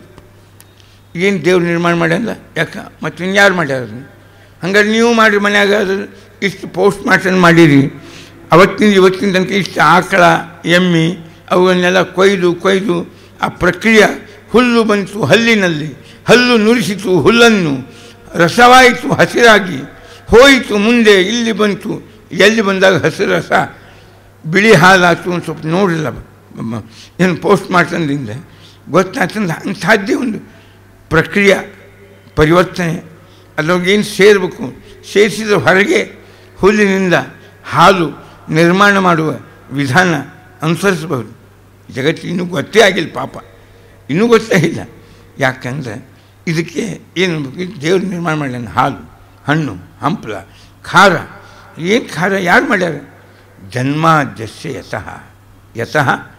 ಈ ಜಗತ್ತಿನ ದೈನಂದಿನವಾದ ನಮ್ಮ ಬದುಕನ್ನೇ ಇದರೊಳಗಿನ ಅನುಸಂಧಾನ, ಇದನ್ನು ತಿಳಿಸೋದು ಇಲ್ಲೇ ಒಂದು ದೈವಿ ಶಕ್ತಿ, ಇದರ ಅನಿವಾರ್ಯತೆ, ಅದರ ಅಧೀನತೆ, ಅದರಿಂದಾಗಿ ನಮ್ಮ ಅನುಭವ, ಅದಕ್ಕೆ ನಮಗಾಗಿ ದೇವರು ಮಾಡಿದ ಉಪಕಾರ, ಇದನ್ನು ನಿಮಗೆ ತಿಳಿಸುವ ವಾಂಗ್ಮಯ ಪ್ರಪಂಚ ಇದು ಶ್ರೀಮದ್ ಭಾಗವತ. ಅದಕ್ಕೆ ಎಷ್ಟು ವಿಸ್ತಾರವಾಗಿ ಇದು ಉಪಾಸನ. ಏನು ಉಪಾಸನ ಅಂದರೆ ಅದಕ್ಕೇನು ಭಾಳ ಮಡಿ ಉಟ್ಕೊಂಡು ಏನು ದೇವ್ರ ಮುಂದೆ ಕೂಡಬೇಕು, ದಾಂಡ್ಲೆ ಹಾಕಬೇಕು, ಏನೇನೇನೇನೇನೇನೂ ಇಲ್ಲ. ಏನು ನೋಡ್ತೀರಿ, ಯತ್ ಕರೋಷಿ ಯದಶ್ನಾಸಿ ಯಜ್ಜುಹೋಷಿ ದದಾಸಿ ಯತ್ ಯತ್ ತಪಸ್ಸಿ ಕೌಂತೆಯ. ನೀವು ಏನು ತಿಂತಿ, ಏನು ಉಣ್ತಿ, ಏನು ನೋಡ್ತಿ, ನೋಡಿದ ಎಲ್ಲ ವಸ್ತುಗಳಲ್ಲಿ ದೇವರನ್ನು ಕಾಣ್ರಿ, ಅನುಭವಿಸಿದ ಎಲ್ಲ ವಸ್ತುಗಳಲ್ಲಿ ಭಗವಂತನನ್ನು ಕಾಣ್ರಿ.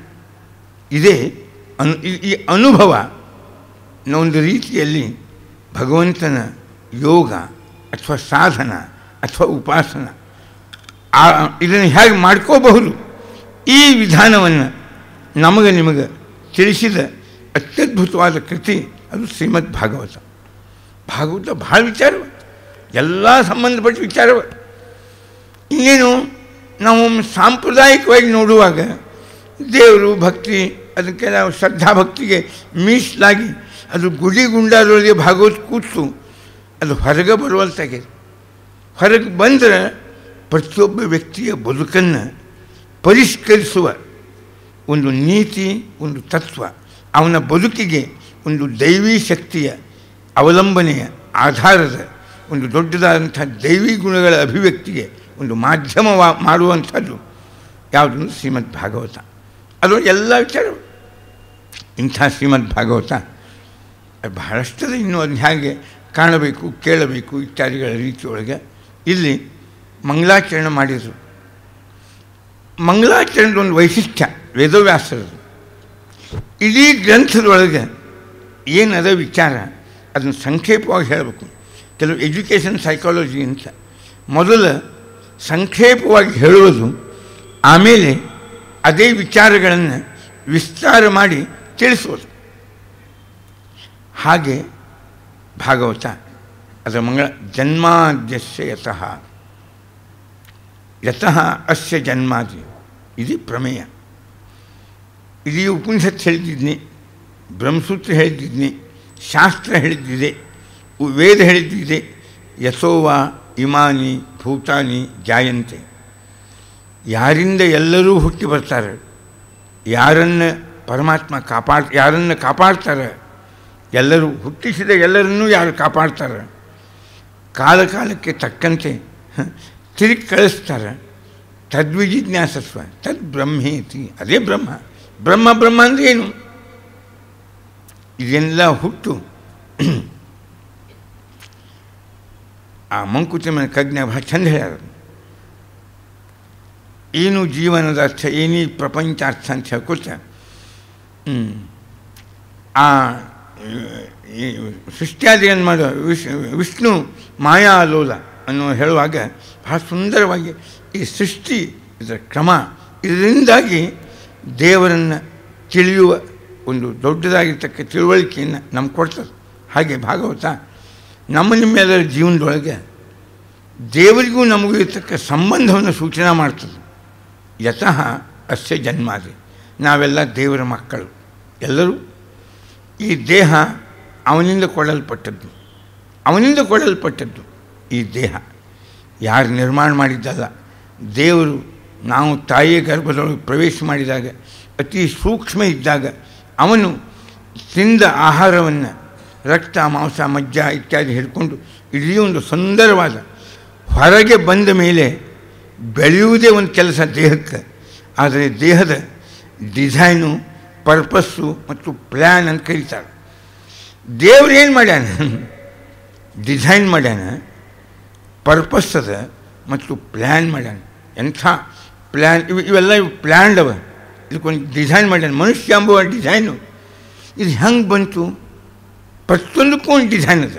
ಪಶು ಪಕ್ಷಿ ಪ್ರಾಣಿ ಕ್ರಿಮಿ ಕೀಟ ಈ ಡಿಸೈನು ಇದನ್ನು ನಾವೇನು ನೋಡ್ತೀವಿ, ಇದಕ್ಕೊಂದು ಪರ್ಪಸ್ ಅದ, ಒಂದು ಉದ್ದೇಶ ಅದ. ಈ ಆಕಾರ, ರೂಪ, ಅದರ ಉದ್ದೇಶ ಮತ್ತು ಇದರ ಪ್ರಯೋಜನ ಜೊತೆಗೆ ಇಂಥ ಚಂದ ಪ್ಲ್ಯಾನ್ ಅದ ಜಗತ್ತಿನ. ಎಲ್ಲೇ ನೋಡಿ ಈ ಮೂರು ಕಾರಣ ಕಾಣ್ತೀರಿ. ಪ್ರತಿಯೊಂದು ಕಾರ್ಯದ ಹಿಂದೆ ಒಂದು ಡಿಸೈನ್ ಅದ, ಒಂದು ಪರ್ಪಸ್ ಅದ ಮತ್ತು ಇನ್ನೊಂದು ಪ್ಲ್ಯಾನ್ ಅದ.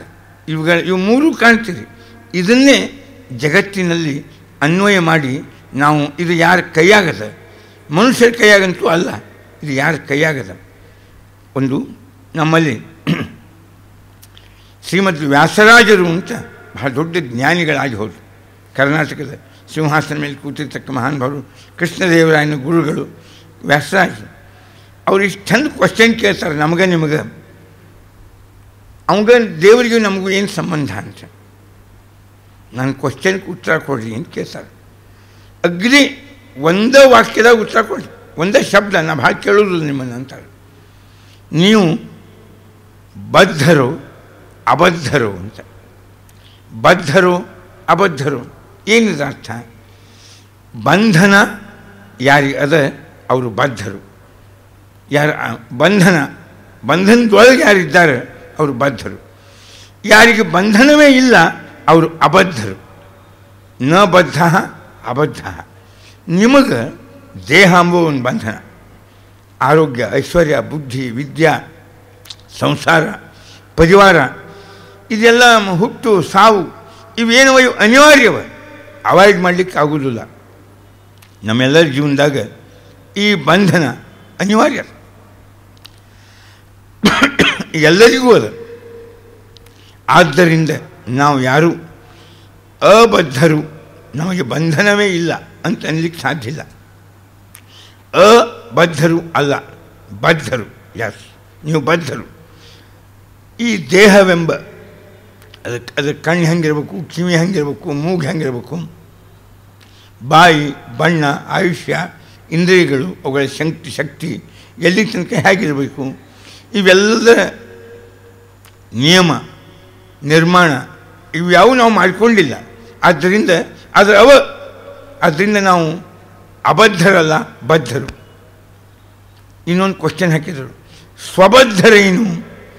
ನೀವೇ ನಿಮ್ಮನ್ನು ಈ ಬಂಧನದಲ್ಲಿ ಹಾಕ್ಕೊಂಡಿರೇನು? ಸ್ವಬದ್ಧರೇನು? ಛೆ, ನಮ್ಮ ಕೈಯಾಗೆ ಇತ್ತು ಅಂದರೆ ನಾವು ನೋಡ್ತಿದ್ವಿ. ಎಲ್ಲಿ ಕೋಟಿಗಟ್ಟಲೆ ಪ್ರಾಪರ್ಟಿ ಇರಬೇಕು, ಅಂಥವು ಅಪ್ಪನ ಹುಡುಕಿ ಅಲ್ಲೇ ಹುಟ್ಟು ಬರ್ತಿದ್ವಿ. ಇಲ್ಲ ಮೈಸೂರಿಗೆ ಹೋಗ್ತಿದ್ವಿ, ಯಾರು ಮೈಸೂರು ಮಹಾರಾಜರಿಗೆ ಯಾರು ಗತಿ ಇಲ್ಲಂತ ಈಗ ಪಾಪ ಉತ್ತರಾಧಿಕಾರಿ ಅಲ್ಲೇ ಹುಟ್ಟು ಬಂದುಬಿಡ್ತಿದ್ವಿ. ಇಲ್ಲ ಬಿರ್ಲಾಂದು 5,000 ಕೋಟಿ ರೂಪಾಯಿ ಪ್ರಾಪರ್ಟಿಗೆ ಯಾರು ಗತಿ ಇಲ್ಲ ಅಂತ ಗಂಡ ಹೆಂಡತಿ ಹಂಗೆ ಹೋದಂತ ಕಲ್ಕತ್ತಾದಾಗ ನಾವು ಅಲ್ಲೇ ಹುಟ್ಟು ಬರ್ತಿದ್ವಿ. ಆ ಪ್ರಾಪರ್ಟಿ ನಮ್ಮ ಹೆಸರು ಆಗ್ತಿತ್ತು. ಇಲ್ಲ ಮುಖೇಶ್ ಅಂಬಾನಿ ಅವನ ತಮ್ಮ ಯಾವಿದ್ದಾನೆ ಅವನ ಅಂಬಾನಿ ಧೀರುಭಾಯಿ ಮಕ್ಕಳು ಅಲ್ಲೇ ಹುಟ್ಟಿದ್ವಿ. ರತನ್ ಟಾಟಾ ಯಾರು ಗತಿ ಇಲ್ಲ ಮುಂದೆ, ಅವನು ಬ್ರಹ್ಮಚಾರಿ, ಅಲ್ಲೇ ಹುಟ್ಟಿ ಬರ್ತಿದ್ವಿ ನಾವು. ರತನ್ ಟಾಟಾನ ಮನೆಯಾಗ ಎಷ್ಟು ಪ್ರಾಪರ್ಟಿ, ಟಾಟಾ ಪ್ರಾಪರ್ಟಿ ಎಲ್ಲ ನಮ್ಮದೇ ಆಗ್ತಿತ್ತಲ್ಲ. ಅಲ್ಲ, ನಾವು ಅಬದ್ಧರಲ್ಲ, ಬದ್ಧರು. ಬಟ್ ಸ್ವಬದ್ಧರಲ್ಲ, ಅನ್ಯಬದ್ಧರು ಅಂತ. ಅನ್ಯರನ್ನ ಯಾರನ್ನು ತೋರಿಸ್ತೀರಿ, ಇವ್ರು ಹಾಕ್ಯಾರಂತ. ಇವ್ರು ಯಾರು ಅಂತ ನಾವ್ಯಾಕೆ ಹಾಕೊಂಡು ನಮ್ಮನ್ನು ಹಾಕ್ಯಾರ ಯಾರು ಈ ಬಂಧನದಾಗ ಅಂತ. ಹಂಗಾರೆ ಇನ್ನೊಬ್ಬ ಅವನೋ ಇದ್ದಾನೆ ಹಾಕಿದವ, ಅವನೇ ಯಾರು? ಅವನೇ ಜನ್ಮಾದ್ಯಸ್ಯ ಯತಃ. ಯತಃ ಯಾರಿಂದ ಅಸ್ಯ ಈ ಬಂಧನ, ಈ ಸಂಸಾರ, ಈ ದೇಹ, ಈ ವಿದ್ಯಾ, ಈ ಬುದ್ಧಿ, ಈ ಆಯುಷ್ಯ, ಈ ಆರೋಗ್ಯ ಸರ್ವಸ್ವವು ಯತಃ ಅಸ್ಯ ಜನ್ಮಾದಿ. ನಮ್ಮದು ಇಷ್ಟೇ ಅಲ್ಲ, ಇಂಡಿವಿಜುವಲ್ ಅಲ್ಲ, ಇಡೀ ಪ್ರಪಂಚ, ಇದು ಪಿಂಡಾಂಡ, ಬ್ರಹ್ಮಾಂಡ. ಈ ಸೂರ್ಯ, ಈ ಚಂದ್ರ ಯಾರು ಮಾಡ್ಯಾರ? ಅಮೇರಿಕಾದವ್ರು ಮಾಡಿಲ್ಲ, ರಷ್ಯಾದವ್ರು ಮಾಡಿಲ್ಲ, ಚೈನಾದವ್ರು ಮಾಡಿಲ್ಲ. ಸೂರ್ಯ, ಚಂದ್ರ ಏನು ನಮ್ಮ ಎಷ್ಟು ಮಂಗಳ, ಬುಧ, ಗುರು, ಇಷ್ಟು ಗ್ರಹಗಳವ, ಅನಂತ ನಕ್ಷತ್ರಗಳವ. ಸೈನ್ಸ್ನಾಗ ಹಾಕಿದ್ರು ಒಂದು ದೊಡ್ಡ ಆರ್ಟಿಕಲ್. ಸೂರ್ಯನಿಂದ ಹೊಂಟ ಬೆಳಕು ಭೂಮಿಯನ್ನು ಮುಟ್ಟಲಿಕ್ಕೆ 7 ನಿಮಿಷ 10 ನಿಮಿಷ.